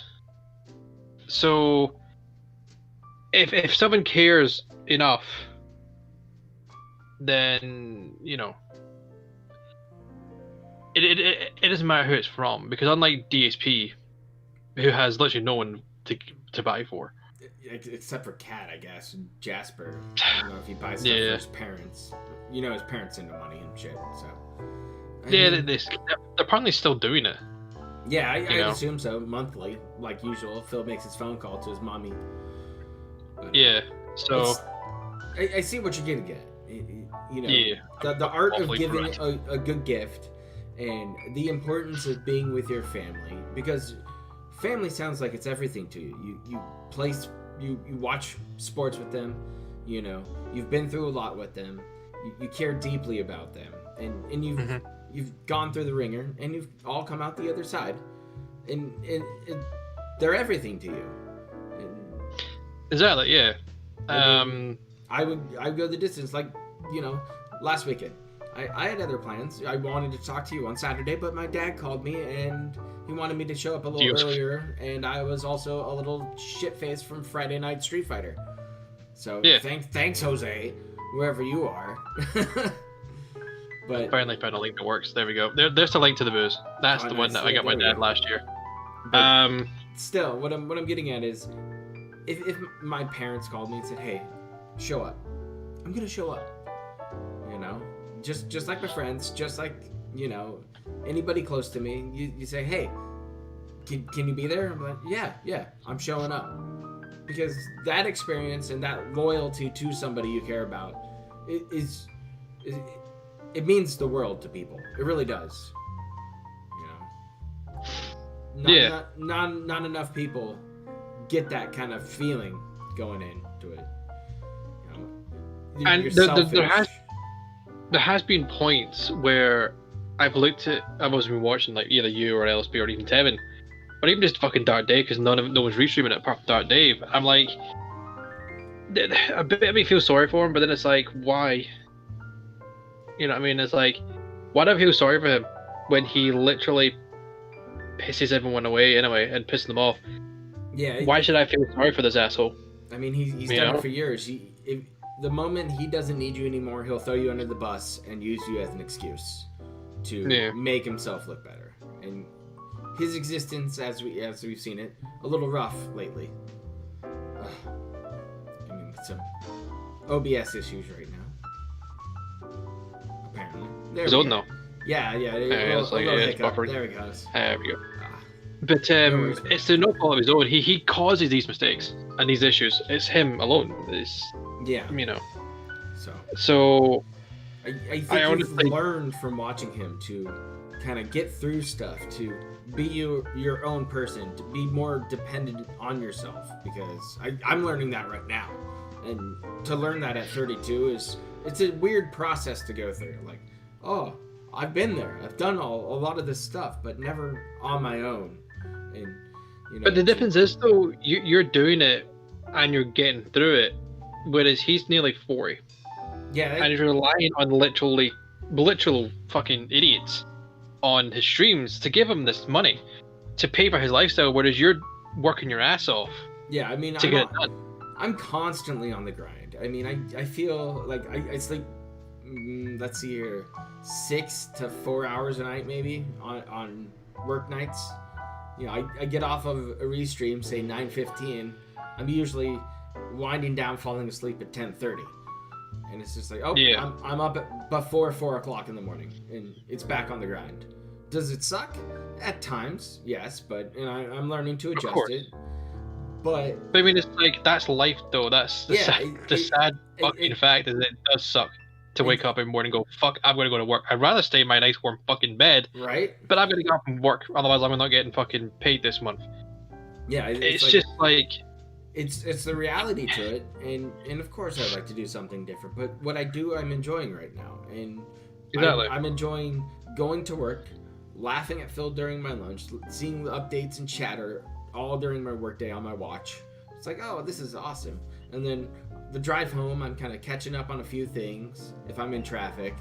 And by the time I get home, you and I have a nice talk. I get ready for the stream, and we go forth and have a nice fun stream. And that's what this channel's always been about.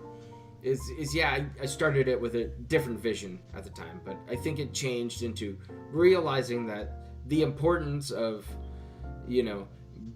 being myself and expressing myself towards, you guys, because you guys pick it up all the time. You're like, oh, you're fucking being fake, dude. It's like, oh shit, you might be right. And it's a better way for me as a content creator. I like being agent proper. Don't get me wrong. I like being uncle proper at times. Switching the hats on and off. It's a good time for me. So exactly. And like I said, if you don't start enjoying it and you're getting a bit fed up with it, you either need to step away from DSP. Yeah. And just do it. I mean, look at LSB, right? Big ups to LSB, because that man has been through some leaps and bounds of growth, right? I remember when GTG was first talking about him, and I was like, okay, I'm on the train. I got you, GTG. Like, you didn't miss with memology. So no. All right. I mean, it's like LSB has now started doing his own streams. Oh yeah. He's now doing gameplay streams, and it's fun to just watch him. He wasn't going to do a stream on the last Fire Emblem one until I basically said to him in his Discord. I think he was thinking about it anyway. I was like, you know what you should do? You should do a stream going over it, because we all know. You've done it since the start of it. Basically, you started doing it. Doing he was doing the violence thing, and with your knowledge of it, it would be a shame for, you to lose that bit, or for us not to see it. And he did it, and it was a fucking great laugh. But he's been doing his Atelier Riser streams, which have been pretty entertaining to watch. He's always having, it wouldn't be the jokes going around as like him. It wouldn't be an LSB stream without some form of technical issue. because it's either his fucking face rig or something's broke. But it's like he doesn't want to do all the streams anymore. No, and I understand. Because he's. That's for It's sure. just literally because DSP's boring. And he's boring the super fact boring that right Tevin's not even doing it right now. Tevin's doing his own Twitch streams. And get yes, it. Tevin did do a stream where he went over some stuff. Oh yeah. But I mean, look at this. I mean, look at his fucking. Wednesday's the Pokemon Crown Tundra, which is in the morning, which is going to be just bullshit because he's trash at the game. Oh, for sure. He doesn't care about the game, he's doing it for money. Of He's got course. Genshin Impact, or as everyone call it, thigh streams, as well. Live streams. Well, no, I think who just said it in the chat? Where is it? Karma Kid, aka the thigh streams. I think that's for Ali Riza. Yeah. The good old So Mia's wifeys. asked hypothetical question about Phil. Would he be more fun if he was more like Dr. Disrespect? No, I don't think he would, because the simple fact is, it's how he treats you, right? Dr. Disrespect could run a stream of literally just him talking, and it's good fun. Because yes, he might play the part of the two-time champ, but if you've actually ever been to a doc stream and you sat through one, I think I talked about this with Proper. Yeah, we've a while discussed back. this a few times. I think I counted up his scenes, and I mean scenes like how Proper's got some of his other stream, like this scene he's got his watch one. Dr. Disrespect has at least, from my count, I think it was something like 13 different scenes. Right? There's just like go different to. ones of like the champions locker room and like the stadium box so seats and then like him so he's got driving the the locker room. Ferrari. It's just like It's a Lambo, insane. actually. Gotta get it right. Oh, It's- okay. He's driving a Sorry, Lamborghini. excuse me. Lamborghini. Terrible. So I mean, it's like when he starts to stream, you usually see him in a close-up and he's got the window down because he's driving to the arena. He'll Yeah, then it's this stop. production And good. value that you get invested in. It's like these Yeah. transitional scenes where he can like spend 5 minutes in the car talking to you, or he can Doc is literally just leave. Doc is essentially Teleport. driving. It's crazy. He's literally driving you to the arena. He's already at the arena because he's sat at his computer, but he's doing a little story. You're close up, you're talking to him. He's in parked side the road to say, "Hey, let's go to the arena, let's go." And then boom, you're outside the arena because he's parked his car. He comes out and he's talking to the stands. Like, "Hey, we're gonna get these stands. Gonna get the refill." But then go inside the arena. He then, if he's got new merch something coming up, or he's want to talk about his merch, he'll Right. pop into the merch store, or he goes to the research department for, the new kind of drink, the G Fuel or what was the subs, gamer subs, what he was drinking. Go there. He'll go to the locker room, the gym. He'll go to so many other places. And it's like, I think we were talking about this. He's probably got like a big ass room with 2 green screens either side, so he can walk off to Right. them when he sits there. And Doc is, no matter what you say about Doc, he is a massive, he's a huge gamer. He's probably, he's brutal. Because I watched one of the highlights he did on his Twitter, and he was like, "I'm not even going to look." And he looked away from the screen and killed the guy because he knew the guy would peek. I'm Well, like, Yeah, it's I can't even do that. impressive because he does have roots in game development too. I mean, he was making maps for shooters, so he's made one, I think, is in a game yeah. as well. Like, he's made the Champions Arena in the game. Yeah, And as Mia said, that Phil's a robot, he just loves the money. Of course he does. We've that's literally had streams what where Phil it's is just all been about. dead air. It is money. Exactly. There's just It- literally dead air because money. He'll Yeah. bitch and moan.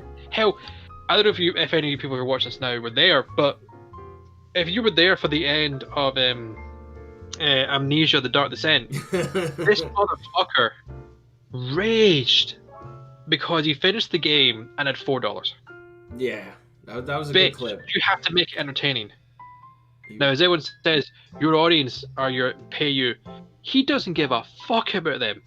Timbo Slice, I'm pretty sure, is on the fucking chopping block at this point Oh, because half he's of called them Phil out. He's called Phil out. Oh yeah, Mia, you're gonna love watching that stream. Don't even Yeah, watch the it's- rest of it. Just go to the end of it. The end part's the juicy bit. It's where it's he had almost like $4. a 10-minute rant about $4 and Yeah. how He's like, unsupportive it's- they were and how slow What stream was it he said about it? It was something like he went, it's some sort of word. He's like the the amount of money is absolutely the disgraceful. Something I can't remember what word he used, but it was bad. Like he raged, and all of a I sudden think he said it was it's something about disappointing. that. I don't know. It was some It's dumb. bullshit, some pignosis. That hey, look what happened. He ended with 70 odd because the pay peggies. Oh, we gotta come in and save our blood, save your Phil because he's weighing about money. Yeah. I'm sorry. That's why I said to, when we were in LSB stream, at least I have my fucking dick. Oh, no, sorry, not LSB stream, and proper stream yesterday. This is why we have our dignity, no matter how much he gets, because this motherfucker basically pignoses his fans. He memory holds so much shit. Yeah, And watch the $600 disappear in these next like 3 days. Exactly. It'll leave. It'll disappear. And- It'll be like, oh, it went to bills, dude. Gone. I'm gonna fuck up your bills. People were working out. What the fuck is he paying his bills? That's so much money. We're trying to suss it out, and we still can't figure it out. I mean, what? A week's worth of groceries for a couple and a cat? What? $200? $250 tops? It's not That's like extra all bullshit. It's not like all the lights are on, right?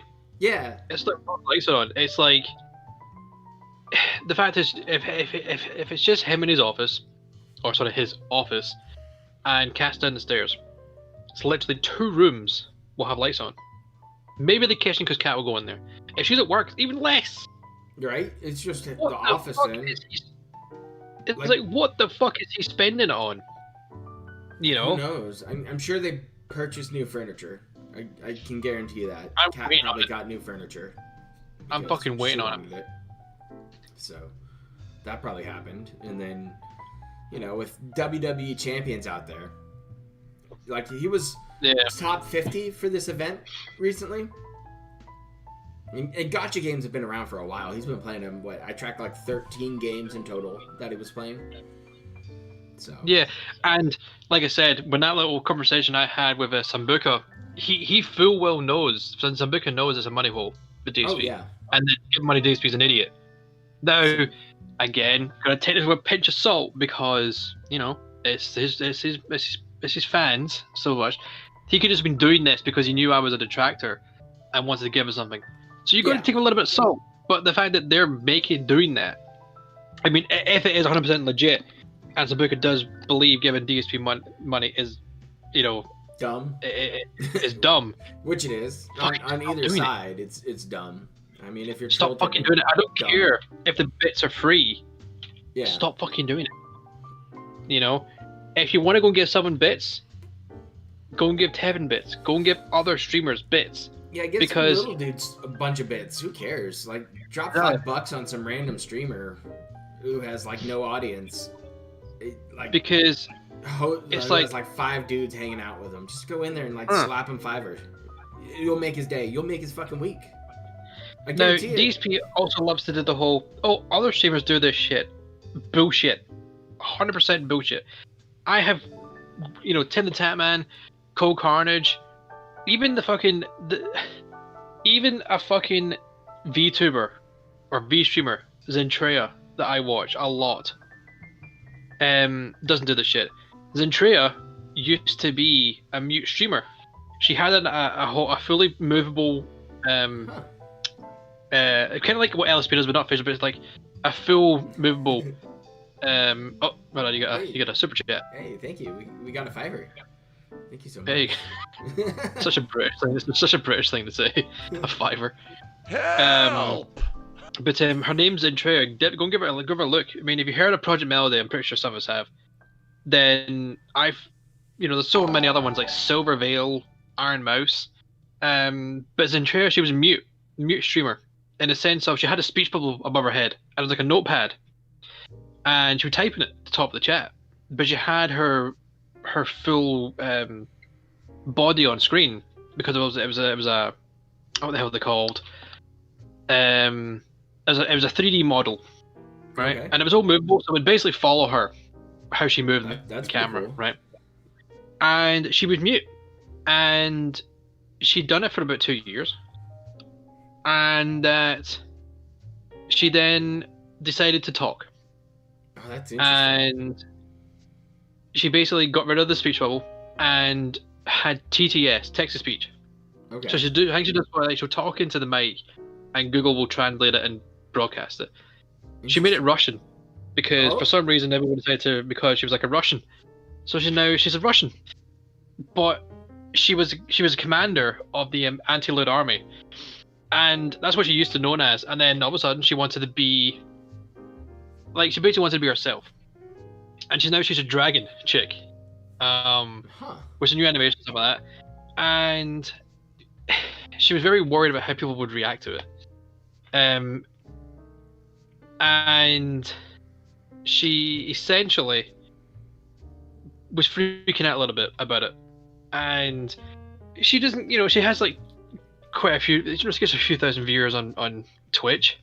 She's a great laugh, even though she doesn't actually talk as such. She has Google Translate. Some of the things she comes out with because of Google Translation picks it up as funny as fuck. Oh, nice. And it's like Google just missed the stream then.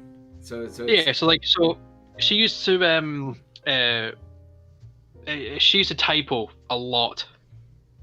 Then we get Mighty D in the chat. What's up, Mighty D? What's going on? The fox himself. She used to typo a lot, but now she doesn't typo because she doesn't type anymore. But she does. She basically mispronounces stuff because of Google Translate, and it's some weird shit. Like she was doing this thing with Lost Pause. Let's pick Cyber another mate there.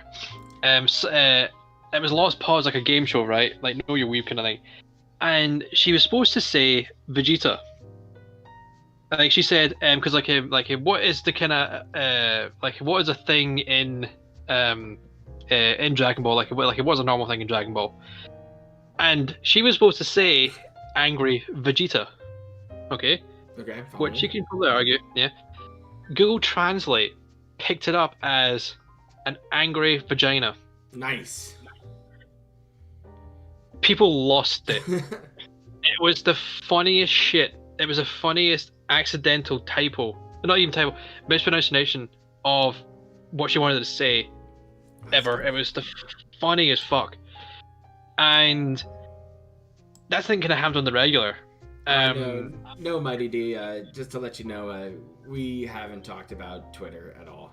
Yeah, we're kidding. I don't think that there's a reason to go over any of that right now. Yeah, there's literally none. Because that's all they want. So once attention, we're just going to give it away. Yeah, so fuck them. We'll keep it quiet for now. So that's Zen's Twitter. Oh, I mean, nice. Deus, let's not, shall we? I mean, that's such an old fucking meme, it's not even funny anymore. Like, that's another thing, you have these people that say, oh, Zen's a male. Like, I mean, there's other people, like, there's actually another streamer who has physically heard Zen. Huh. Who's said, like, obviously it's a private thing, like, friend stuff. This says she's not female. Sorry, she's not male. Well, because there's a long-term tradition that is Snort Brunel is every female on the internet is male. Yeah. So, I have yet to hear from Snort Brunel in voice form, but that would be pretty cool one day. I have heard Mighty D's silky smooth voice singing. I remember that video. I remember that one where Mighty D. Do you remember that video where Mighty D came into an LSB stream, and because LSB was sitting there doing a stream, Mighty D popped in the voice chat, unaware that LSB was streaming. Oh no, I don't know if I was there. So many years ago. Oh, it was Mighty D. I remember it. He just popped in randomly to LSB. I was talking away. It's like LSB's like, I'm sure. See, he remembers because he just popped in. LSB. He was in a chat place. I think Mighty D had a role to get in. Just wanted to talk with LSB. Popped in, and LSB was like, and it's funny as fucking part. I remember seeing that. It was quite funny.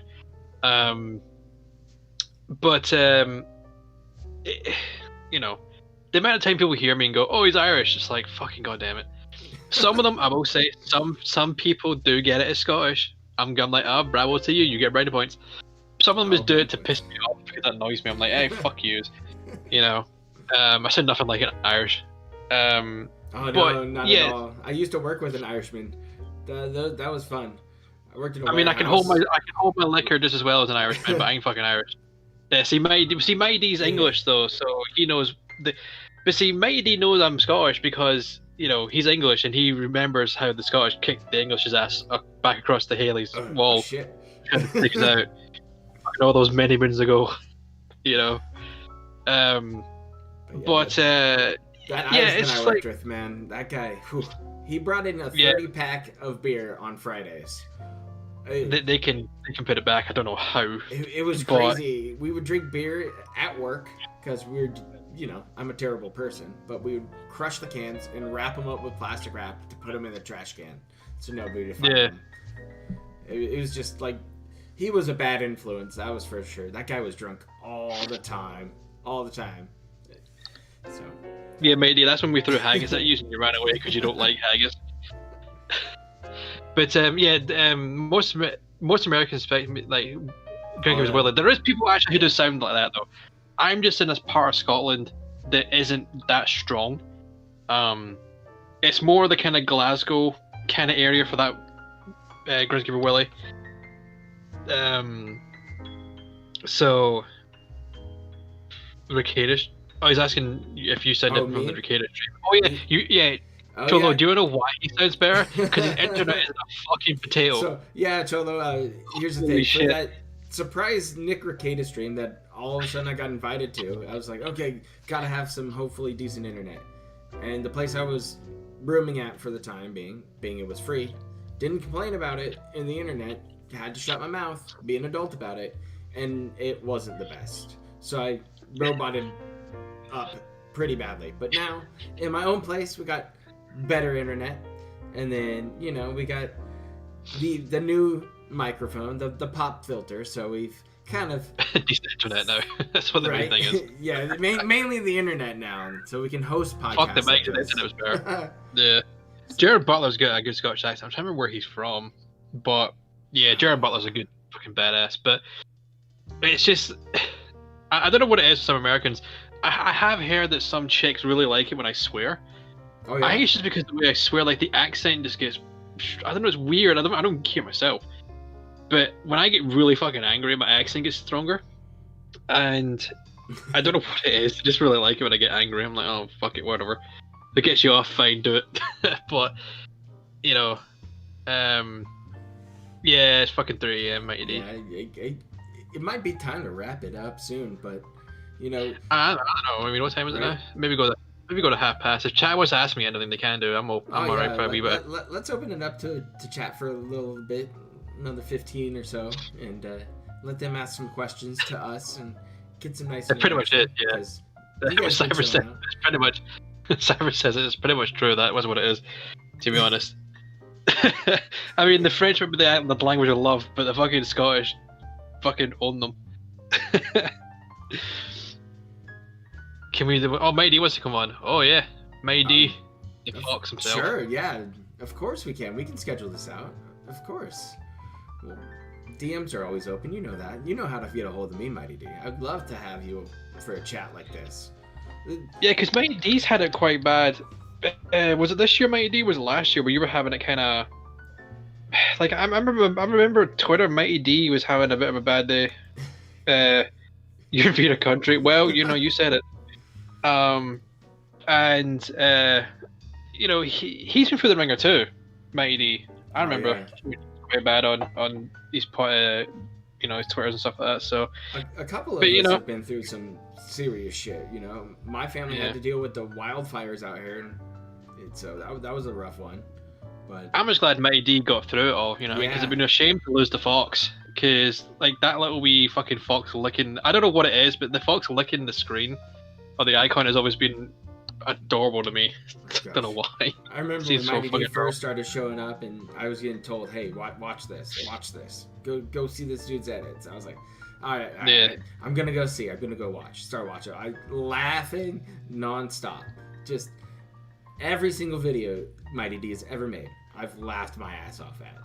So it's those wee skits he has as well, like the fucking the hospital one was always good. Like those wee skits. Yeah, it blends them in there. McDougal's asking. Oh, so good. My day's been alright. I've had a chill day today.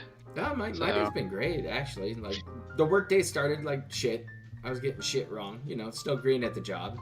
Learning. I know. But, fatigue modem. See, the how thing are is, you? like, when you're asking about the internet, it's, like, weird for me because I just recently got a better internet, even though I was already on, like, fucking Ultra Fiber or some shit, what it was. I had fiber optic now. I've had it for a while, but it's been fucking amazing. But I'm always getting the same speeds now. I've got, I think my ping's round about either 18 to 30 ping, which is not bad for me. It goes between, I think I'm up to like nearly 60 download now. It's always been 18 up, but I haven't checked my stats recently. I'll have to do that and go see how the internet's doing here. If you do speedtest.net, you can run a speed check. That's why I know my internet's shit, because usually when stuff's far from like, let me go do a speed check real quick. Oh, my internet is like pulling 5 download. The net needs to get rebooted. So because I know the box number, I can get into the box from my computer and just reboot it that way. Because sometimes it's on it's a bad channel. I would say like channel 6, channel 11. It could be in a really bad channel of the internet, and it just fucking drains it, and it just sucks. Sucks it all dry. Yeah, it happens a few times to me here or there. So Dr. Spoon's right though. Crimson King, please. Oh, Crimson King. I think they're still around. Give us one or two. Yeah, I've seen them pop up here or there, briefly. I think I think they're just doing what everyone's doing with DSP at the moment, and just kind of like they're doing their own shit, and just kind of, just bored. It's really interesting to me, as somebody who's been around for so long, seeing all of the crap that this community, the detractor community's been through. With SOK and early detractors like Jeff the Hero and DSP Cult Leader, those kind of people. And you had David Davidson, Vault Boy, start showing David Davidson's been around. They're still around. They're still here. Tevin's early videos trying to give Phil advice and stuff before he kind of tilted away from that. All that kind of stuff was very interesting to me, because I was like, I kind of don't like. I don't like Phil as a person, but what do people want to tell me about it? And kind of got me interested into this whole community, and then really started getting into it with GTG's streams, or his videos, because it was the long form on a drive or at work that I could listen to and just go through. I was like, oh yeah, I remember that shit, and I remember being there for that. Cyber, it's not my internet. It's unstable. It's just that sometimes it'll have like a shit, like it'll drop for like a minute or two, and then it'll come back up. But sometimes it's just literally a bad channel, and when I reboot the router, it'll come back onto a better channel, and it'll be fine. After that, it's just it was being dodgy now and then, but I think we fixed it because we had it on the floor, and I was like, every time I went down the stairs, I couldn't watch streams at fucking 1080p, or even I'm struggling to watch it at 720. I'm like, what the fuck is happening? And then we raised it off the floor, and it was like, oh, it stopped doing it now. Oh, okay. Because we fucking had it on the floor.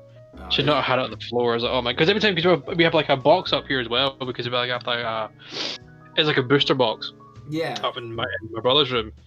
We also have like a Sky Q box as well, like Sky Q Mini, so I can watch TV up here. Oh, nice. And it's funny because every time I went up here, my internet was fine, but I went down the stairs, it was shit, and we realized we put it on this off the floor, and it stopped doing it. I'm like, oh, could have done that fucking years ago. I catch you later, Mighty D. Yeah, have a good one, Mighty D. If you want to have a debate, Mighty D, I'll fucking fight you. I'll come back. I ain't come scared. back and I'll host a country fight. That sounds fun. Yeah, country fight. You just have you guys scream at each other. The witness for these insults flung backwards and forwards that the Americans have no fucking idea what's going on. That's what's gonna happen. I'm gonna laugh though, because I'm just gonna get drunk and pretend like I know. It's gonna be like Drunk History, Uncle Proper edition. And I'm all stoned and drunk and laughing at you both. Just sit in the corner. Like, hey, American, just sit in the corner. Just well done, Matt. Hey, Dick. Starts flinging stuff backwards and forwards. We're just like doing slang back to each other because we understand the slang.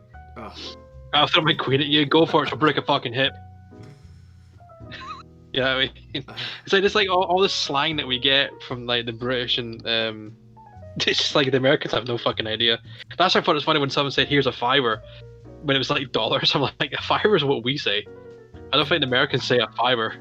I So pick it's up like, on oh. some of it here or there. You know, that's my fault for watching all the Oh. BBC stuff. You know, There's so many. There's so much Scottish slang I could teach you. This. but You know, like- hearing the Scottish lingo and like getting into that Yeah. stuff too now with talking, being able to talk to people from over there who DM Aye, me and 'cause stuff we now, talk- It's like Because we talk fast. That's the thing, though.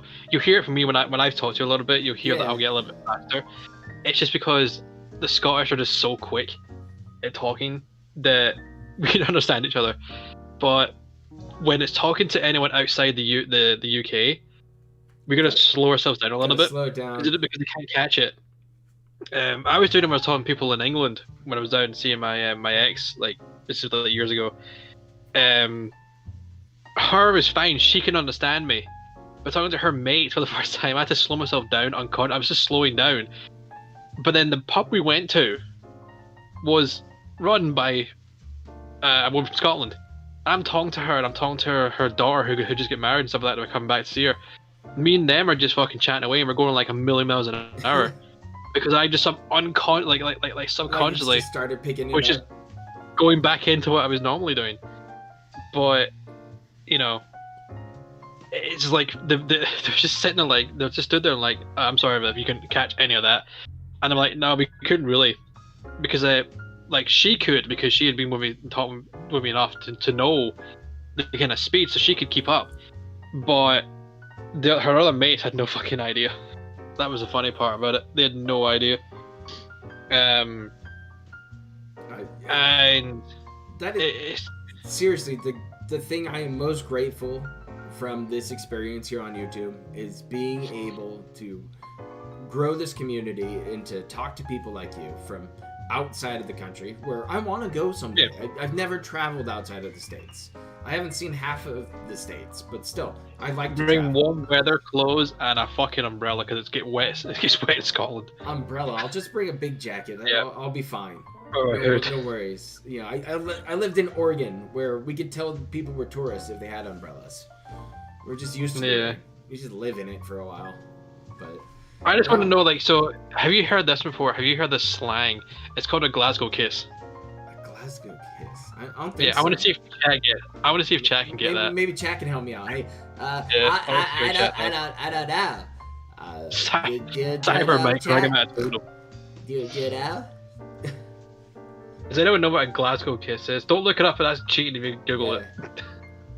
Even though we can't tell if you did it or I'm a not. little confused. I don't know what I think it's a punch, No, but I don't, no, it it's not just a doesn't punch. sound right? No, it's not a punch.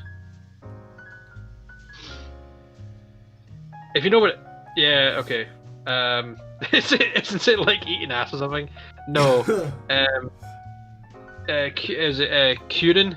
Yeah, they got it. So the Rodo, they got it. Oh, nice. So it's a headbutt. It's a headbutt, huh?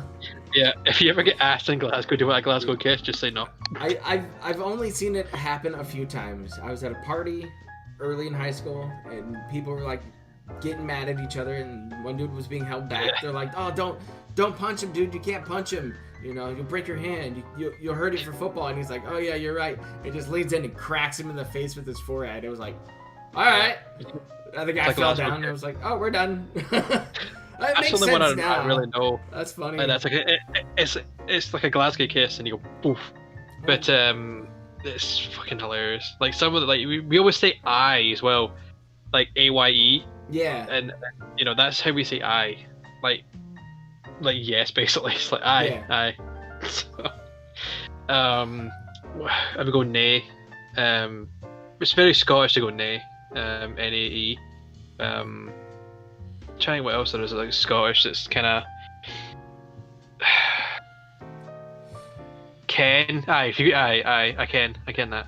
K, like literally Ken. It's just like the word Ken, but it just means, oh yeah, I know that. It's like I can that. So I'm gonna put it in chat. I think it's funny. So people go, right. So that's how it would come up in chat. I know that, right? But this is how us Scottish say it. Huh. That's how we would say it. I ken that. It's just like hilarious. I love To that me. shit though. I mean, I could just be imagining myself over there just like lost and just hearing this shit. I'll be like, I don't know what's going on, dudes, but I think we're having fun. Does that make me Scottish? I don't think like Devilman makes you Scottish.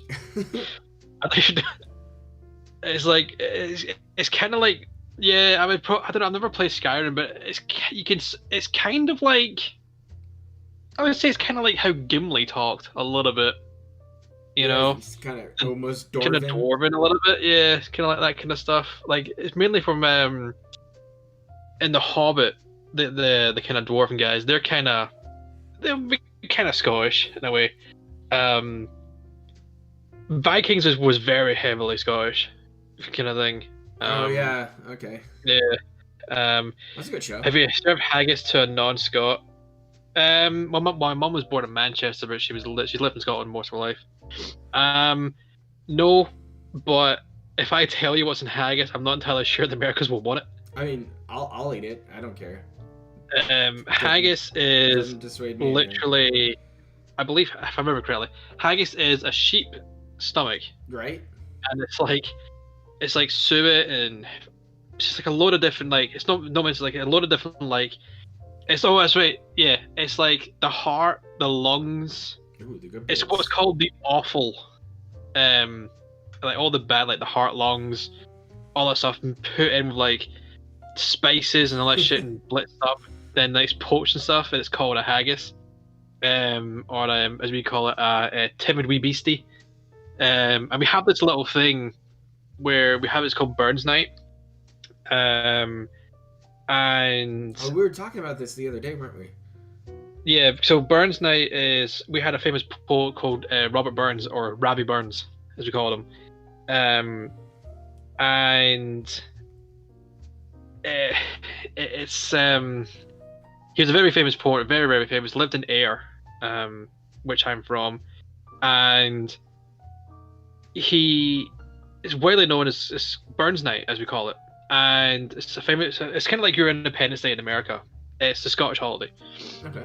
And it always this little thing where we used to do a poem for Rabbie Burns, one of his famous poems, and then they would like cut the haggis and stuff to basically say like serving up to the kind of thing. It's like there's like a wee kind of poem that goes along with it, and hence why it's called haggis, neeps, and tatties, which is essentially haggis, turnip, and potato, but it's called haggis, neeps, and tatties.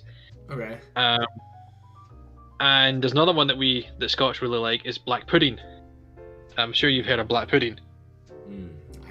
I have, and I've had it. Chat, do you know? Anybody? Yeah, that's a safe one. They'll be a little confused. You might have to fill them in on that one.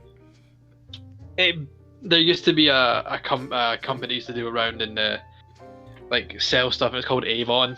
It's like a catalog kind of thing. So that's what it's called. Yeah, that sells Avon. Yeah, it's basically blood. It's called blood pudding. Yeah. So it's fucking amazing. I love blood pudding. It's really, really rich. Yeah, it's pig's blood. Well, it doesn't have to be though. You can get some of them like a bit of spice to them, but it's usually creamy and stuff. Depends how it's made though, of course. Yeah, I've had it a couple different times. It doesn't dissuade me, that's for sure. I'm down to eat whatever. Been there, done that. It's like, oh, here's a spider. Sure, whatever. I'll eat it. No, I'm not going that far, but the only cast of the thing I remember that's kind of Scottish. We have like shortbread. It's classic. You can get shortbread all around the world, but the best ones is made in Scotland. Also, we are the best whiskey makers ever. So you're welcome. I mean, I would argue with you, but you're not wrong. Someone tried to argue me, but argue with the origins of fucking whiskey. Where I'm like, it's from Scotland. Like, no, it's not Scotland's Ireland. I'm like, no, it's from Scotland. Like Scotland invented whiskey. It's so good. So, but yeah, the Scottish invented whiskey. What's your favorite? I'm not really drink a lot. I don't really drink whiskey. That's a shame. As much. I had I had this stuff. It's called Smokehead. Okay. And to me, I was at a Yes concert, the band Yes. Me and my dad were at Glasgow, Nice. and we're just waiting around. I was like, had this little wee taster thing. I was like, oh, and I didn't realize you're supposed to sip whiskey. Oh, you. So I was like, oh fuck it, it's a shot glass. Downed it, Nice. and I'm like, you're supposed to you're supposed to sip it. I'm like, oh, and I could feel it burned in the way down. I was like, oh, that's quite a nice burn. To me, it tasted like smoky bacon crisps. Oh yeah, like that. That's why I like Scottish stuff the best. That smoky peat. Oh, it's so good.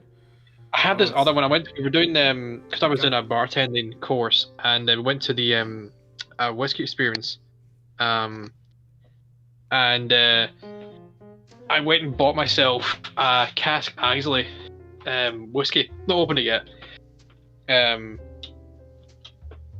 but it's quite nice, that stuff, you know. But I'm not a big whiskey drinker, more of a beer drinker and stuff, and a cider.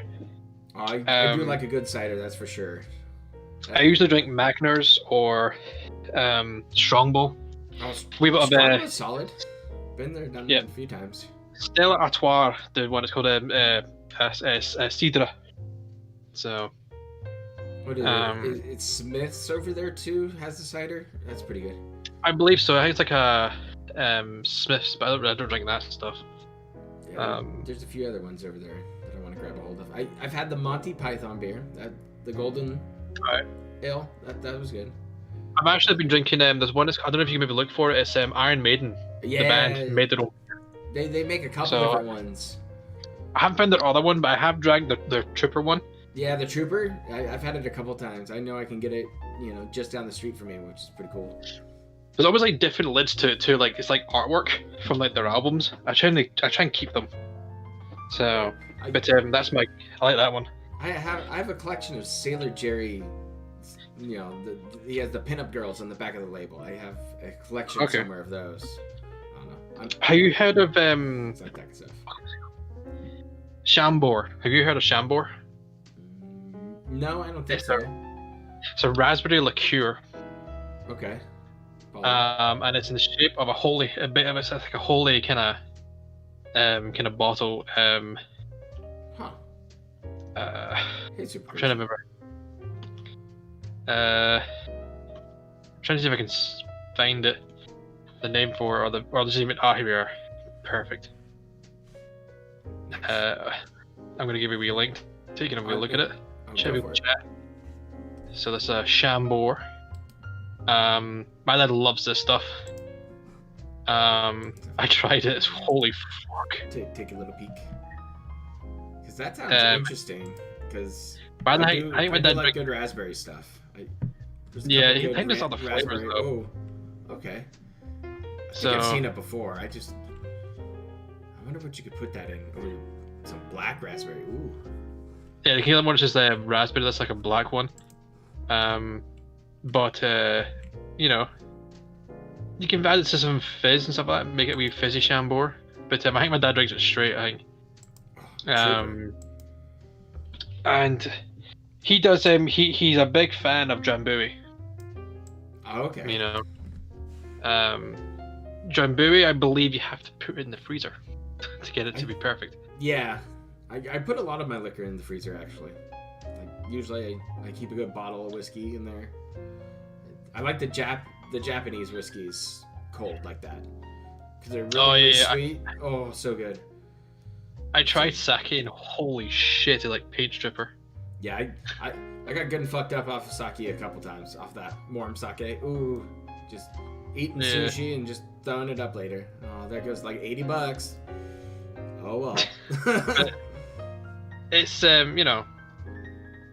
Drambuie is one of the ones that you need to freeze, I think, to get the best flavor for it and stuff. LSP just asked in his own Discord if he wants a Halloween marathon restream, yay or nay. Everyone who is listening. What do you guys think? You want to give LSP some help? LSP wants to know. He wants to do a restream, and I'm like, yes, please. I'm leaning on yes. I mean, why not? LSB hosts a great stream. Maybe he could put his little. Sake is a rice. Sorry.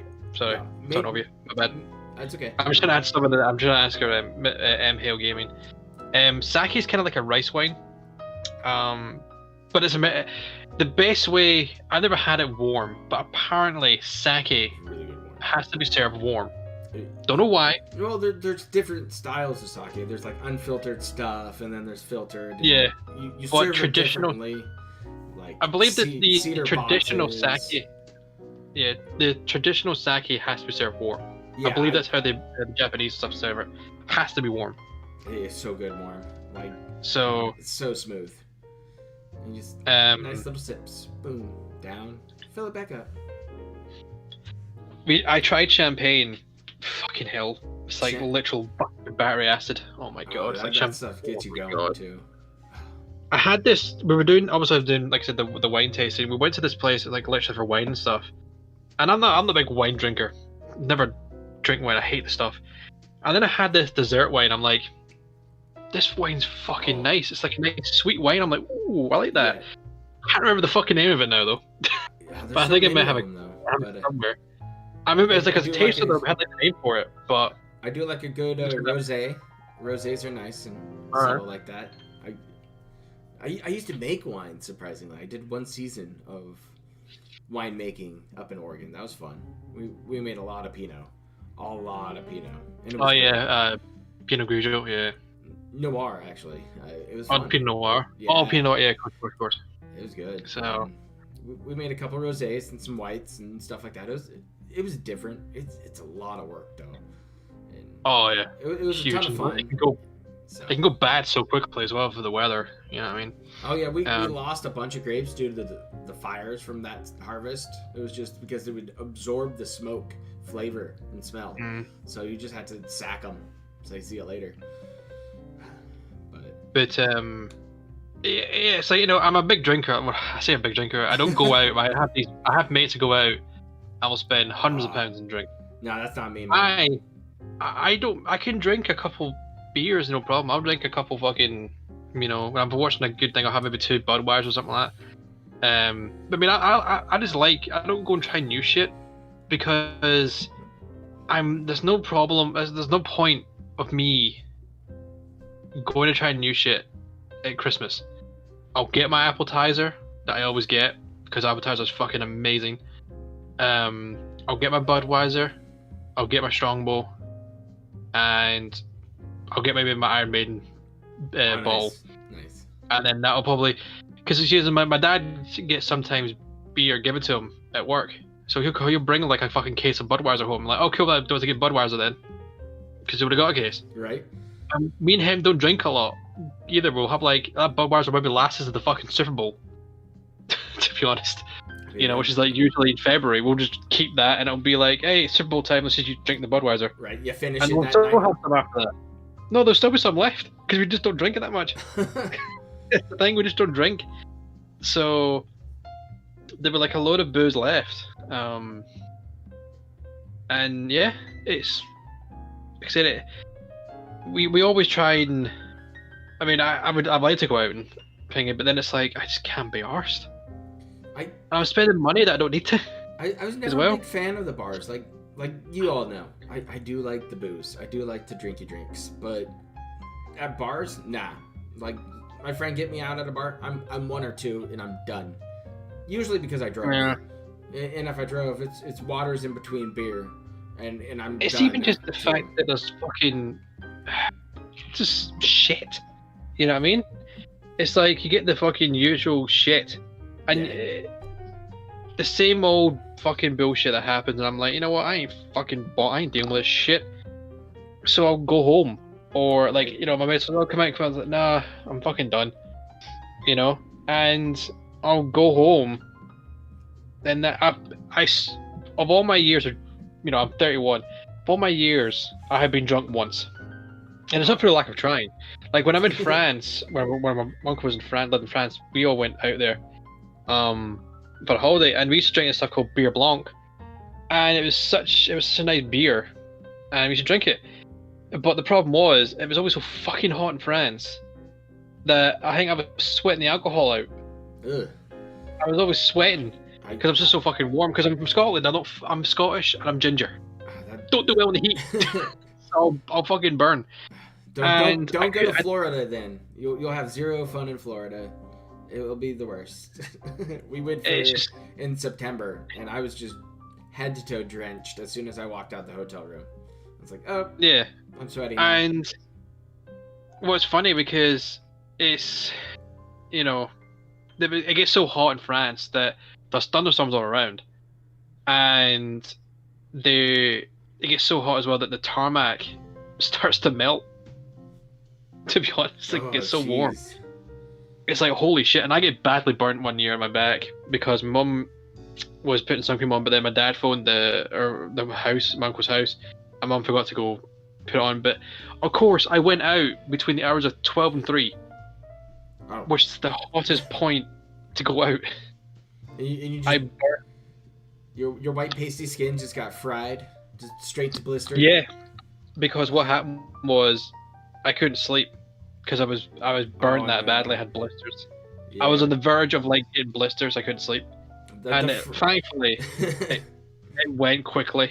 The sun is not your friend. So look, when I was at work, I get burnt in the shade. Oh, dude. Because I'm fucking that susceptible to fucking the sun. It's fucking ridiculous. I'm like, holy shit, I burn. I was in the shade all fucking game. Holy fuck. How do I burn? So, I'm not a day... I mean, if I was a day walker, if I don't sparkle, that's for fucking sure. I'd rather be... No, the Blade films are great. So, the third one... The first two are good, but the third one, Meh. Yeah, I agree. I do like good movies. We'll have to talk next time about movies and really dive in there. That was fun earlier, talking about all the Christmas movies. Yeah, because I think it's quite interesting, because obviously the chat might know who I am, but maybe there's sometimes they just don't want to ask the questions, and I don't mind asking the questions again. You know what I mean? If they want to ask me it, and if it's something that you've always wanted to ask, but you've always felt that it's a bit personal, or you don't want to, delve too deep, then go for it. Ask it. I'm not like DSP. I am fully open, and I will tell you. If I feel it's a person, I'll tell you. So if you want to ask me a question now, I would ask it now, because end of the stream. But yeah. But oh, super crazy. GTG's on vacation, so that's what's going on with him.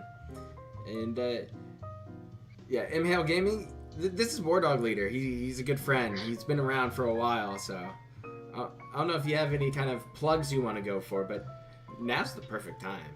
Do you have anything you want to plug at all? Anything at all? Go for it. I mean, the only thing I've got is my mate's little podcast they do. Nice. I've got to get links up. I keep fucking forgetting. I know what it is. I'll link their account. They're playing in there. It's Headbang with Antlers. They do a podcast every weekend, and they have a few people to talk to, and they just talk about them stuff. There's 4 of them, and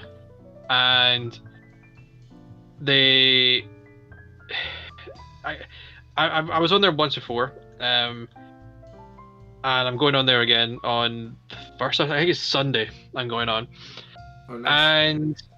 And they are. It's hosted by. Well, I can't remember. It's been a couple of months I was on there, but it's hosted by my good mates Dusty George. He basically looks like now, after shaving his beard, he looks like the son of what's that porn star guy? The Ron guy. What's his name? Ron Jeremy. Ron. Yeah, he looks like his son. I'm like, you look like Ron Jeremy's son. You know, the fuck. So, so they get Dusty George, Trey Jeanette, or Janae, fucking his name, his fucking weird last name, Jacob Lampton, and Caleb Connolly, who just got married, but they they do a podcast every week. They talk about random stuff. I'm going to be talking about. It's like the 70s Ron. I believe. Who looks like him. If you've seen a picture of him, it'd be funny. If you actually look on the website, I may have a picture there. I don't know. But yeah. Apparently the Dodgers just won the World Series. Oh, big ups Dodgers. Even though I don't like the team, but that's my personal opinion for very obvious reasons. If you can suss it out, being I'm a Bay Area sports fan, but still nice. It's been a while. I'm glad you bankrolled a World Series out of that. It would have been a shame to watch it all go up in smoke. So nice, you got what you wanted. Big ups. I'm going to bring up the fact on this podcast to on this Sunday. Sunday? Fuck, I can't remember what day it is. I think it's a Sunday, the first. About how the fact that my buddy Trey said that he would be. We're waiting for him to play a game of Among Us to get the numbers up. He said he'd be back. He's going to go and shower, right? Now, I don't know about you, but as a man, it doesn't take me that long to shower. Maybe half an hour to do it, make sure I get everything extra clean. He took over an hour and a half, and I'm like, what? It's not like he had a lot of hair. The motherfucker's near bald. And I'm like, an hour and a half? What? The fuck were you doing? In the shower? Yeah. You having a crisis? You arguing with yourself? Like, wouldn't the water get chilly after a while? Not to rebel him too much, he has had quite a bad couple months. I'm not going to go into it because I don't know if he wants it broadcast everywhere, but the guy's recovering quite well after the situation. It's a personal situation. He's not injured, he's not dying, nothing like that. He's just, stuff happened. He was, he's fine now. He's getting back on his feet, and I have said, look, you've done fucking great for that. But I don't know. He was, in a shower, wouldn't he have fallen asleep? I don't know. I don't probably know. Actually, it's probably my life get to this point. I'm gonna go showers are like 20 minutes, man, and that's with like a beer and I'm taking half an hour because I'm taking half an hour just because I'm a fucking hefty dude. Got to make sure you wash everywhere correctly. Yeah. I was one thing as well. How often would you say you shower in a week, right? Oh, like you. Fuck, at least almost every day. If I'm Yeah, skipping a day, it's because I didn't do shit that one day. It's like, fuck it. I'm doing it every 2 days, right? I don't know how the fuck anyone can go a week. No idea. Yeah, no it's idea. Like at least it's like what? You're hitting 5 showers a week easy, and if you're like me, getting back to the gym soon, it's like, oh, I'm gonna shower after the gym for sure, every single day. It's just how it goes. You gotta be clean. You gotta clean yourself. You gotta take care of yourself. Yeah.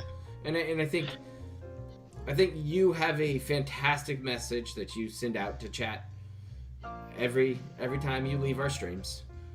So, do you want to tell chat your lovely little message? I've just seen what fucking Cyber just put. I'm not having to shower because I'm a little narcoleptic. Do you have like a little stool in there, Cyber? You just sit down and go, I'm asleep now. Just take a nap. I didn't know, that was hilarious. I'm thinking, how the fuck do people sleep in the shower? You're standing up, you're gonna fucking fall over. You gotta be really, really tired if you're falling asleep in the shower. I can understand. I can understand sleeping in a bath though, because you're lying down, you're comfy, but how the fuck do you sleep? Definitely done that before. No noose hold me up. What? No noose hold me up. Jesus, Cyber. Fucking dark. Even for my taste, and I'm Scottish. Holy shit. No, there's no way he showers twice a week, Super. No way. He literally says he showers on the Monday. A week. He showers Monday nights. There's no way he showers twice. I fucking bullshit. He literally tells us. You can tell. The funny here's the thing, right? You want to play a game? You can tell when he showers because you can see his hair, right? Or he shaves. That's when he does it. When you know he showered, he shaves. And his hair's all that plumpy shit, and he has a little Superman curl. That's how you know he shaves. He showers. Because he does it at the same time. He does it at the exact same time. So, there's no way he showers twice. Bullshit. He does not shower twice. He told us he showers once, and you can tell his little hair. Yeah, you can watch his hair. My hair's getting that long now that it's starting to curl because my hair used to curl when I was younger. I don't like it long. because I fucking hate it when it gets like it gets hot. I'm trying to get it cut, but with the car rushes right now, I'm having to wait till I can go and do it. It's probably gonna be Friday. No, it won't be Friday. It's gonna be fucking next week by this point. So That's always rough when you want your haircut and you just can't go get it done. You're just like, oh. yeah, I don't trust the buses right now because of what's going on. I'm like, Oh, fair enough. I'd rather wait. Fair enough. So, but still, yeah. Still, this has been a great conversation. I think this has been a wonderful first episode in this series. Thank you for being my first guest, man. No problem, man. It's been absolute pleasure, and it's been a good conversation, like I said. So, were you playing jazz, by the way, when we were just talking, by the way, in the background? yeah. Oh, really? Okay, cool. Because I had the stream muted, so I don't hear myself. And you twice. I was like, do you have jazz playing? If not, we want to put the jazz out. It'll be quite nice and chill. Of course. So, all night the jazz, nice and low behind us. I do think, though, this is the thing to bring up. I do think that on Halloween night, or if you're going to stream on Halloween, like maybe for the LSB stream, like a wee pre-thing if you're available for that. Maybe like have a pumpkin or something like that down. But definitely for Christmas, you need to have some like Christmas decorations shit on like your table. Oh, or like maybe hanging from the maybe like hanging like maybe it's like decoration like a reef and stuff like that hanging from like the leaderboard and shit, just to give it that Christmassy feel. Put some garland. Maybe try and we'll figure it out. Yeah, maybe like put some like Christmas tunes on if you can find like non fucking copyright ones. We could probably find some Christmas jazz. Oh yeah, Christmas jazz, yeah, something like that, yeah. Because you got to make it, feel a bit more festive. I want to see you in a Christmas hat. Okay. Fucking you! If you're wearing a hat, you're gonna wear a Christmas hat, man. And it's gonna be like, Christmas hat. That's for and sure. it's going to be a Santa hat. The ones like it's going to be a Christmas Santa hat. And I also want to see a Christmas sweater at some point during December. Otherwise, it ain't real. I got a few of those. That's for sure. I mean, I've got one. Oh, I seen one. Just to talk about this really quick before we go. Oh, yeah. We were in Argos. It's from my mum, and the guy behind the counter in Argos is like a kind of like I don't really describe it. I think if you know Argos, it's like a store, right? And you go and you can order stuff and boom. And the guy had his Coca-Cola truck. And now, as you know, the holidays is coming, right? The Coca-Cola theme tune and the fucking advert. You always know it's Christmas time when that shows up every fucking year, no without fail. Yeah. It's so old, it doesn't fit 16:9. You can just tell it's like that old TV size. There's also the old like Hershey Kiss bell commercial that goes on. That's also like the signal for Christmas time for me. But you always know it's Christmas time when they hear the holiday is coming, and it's Coca-Cola. You always know that's when it is. And I seen that I actually had a picture, but the truck was in air, and I just had a picture next to it. It's fucking cool to see. But he had this Christmas jumper on, right? And it's literally the Coca-Cola truck, and it's like holidays coming. Like, where did you get that? And they went, oh, it's at TK Maxx. I'm like, oh my god, I need this. So I went to TK Maxx in air, didn't have any. They phoned up in Irvine, right? I think it was Irvine. No, it was Kilmarnock. Like I can't even say their name right because Killy. They had it. Me and my dad went to Killy, and I went and bought one. I'm like, I need to buy one, and I had one of my size, the last one. Put it on, and it's comfy. It's nice and warm. Ooh. And it's like, yes, I need this for my Halloween, for my Christmas jumper. That's definitely turning into my personal tradition. Is I go and find an ugly ass sweater. I don't care where it's from. Ugly, though, online nice. Or wherever. It's nice though. Yeah. I have one though. It's from QWERTY, and it's the Nakatomi Plaza Christmas party. Nice. And I have that. I have another one that's Home Alone as well. It's like Merry Christmas, you filthy animal. Yeah. So I do have a Die Hard T-shirt that I definitely put on at the Christmas time. Because I have a couple of the shark related ones from the NHL. I picked up a couple of those, but there are some I want to pick up, like with exotic animals on it. Like I saw one with a sloth. I was like, "Yep, Santa sloth. That's probably where I'm going this year." Nice. So we'll see. But usually I wear one for Christmas on Christmas Day. There was this old program, like kind of program for Christmas, and it was called Father Christmas, and it was always like have a blooming Christmas stuff like that. Very old, hand drawn stuff. I always remember it. It's very cool. I don't know if it's still around though, but I usually try and find that and I put it on for my mum and dad from YouTube and stuff. So Nice. But yeah, that could be another. We can have another conversation when we talk about. Oh yeah. When we get nearer the time, we can talk more. Sounds like we'll have to get together around Christmas time and talk Yeah, more. I'm down for that. Right? I'll have some eggnog or something like that. I've never had it. I don't want to. Oh, it's not bad, dude. It's pretty good. I don't want it. I'll have a nice hot chocolate. I think. Oh, okay. Nice cinnamon hot chocolate with some homemade Jack Skellington Santa Claus cookies. Oh, perfect. So. Well, let's good, call it here. And thank you guys for being here. It was a great time. Thank you again to you, Wardog Leader, for joining me for this episode.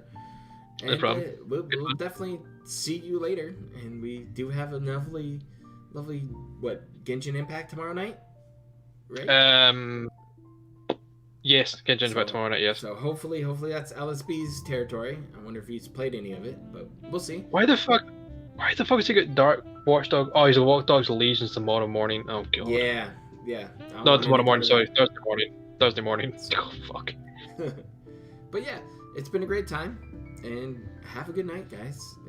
Yeah. We'll see you soon. We'll see you tomorrow. Remember, chat. Someone out there cares about you. Thank you, Wardog Leader. I was waiting for that.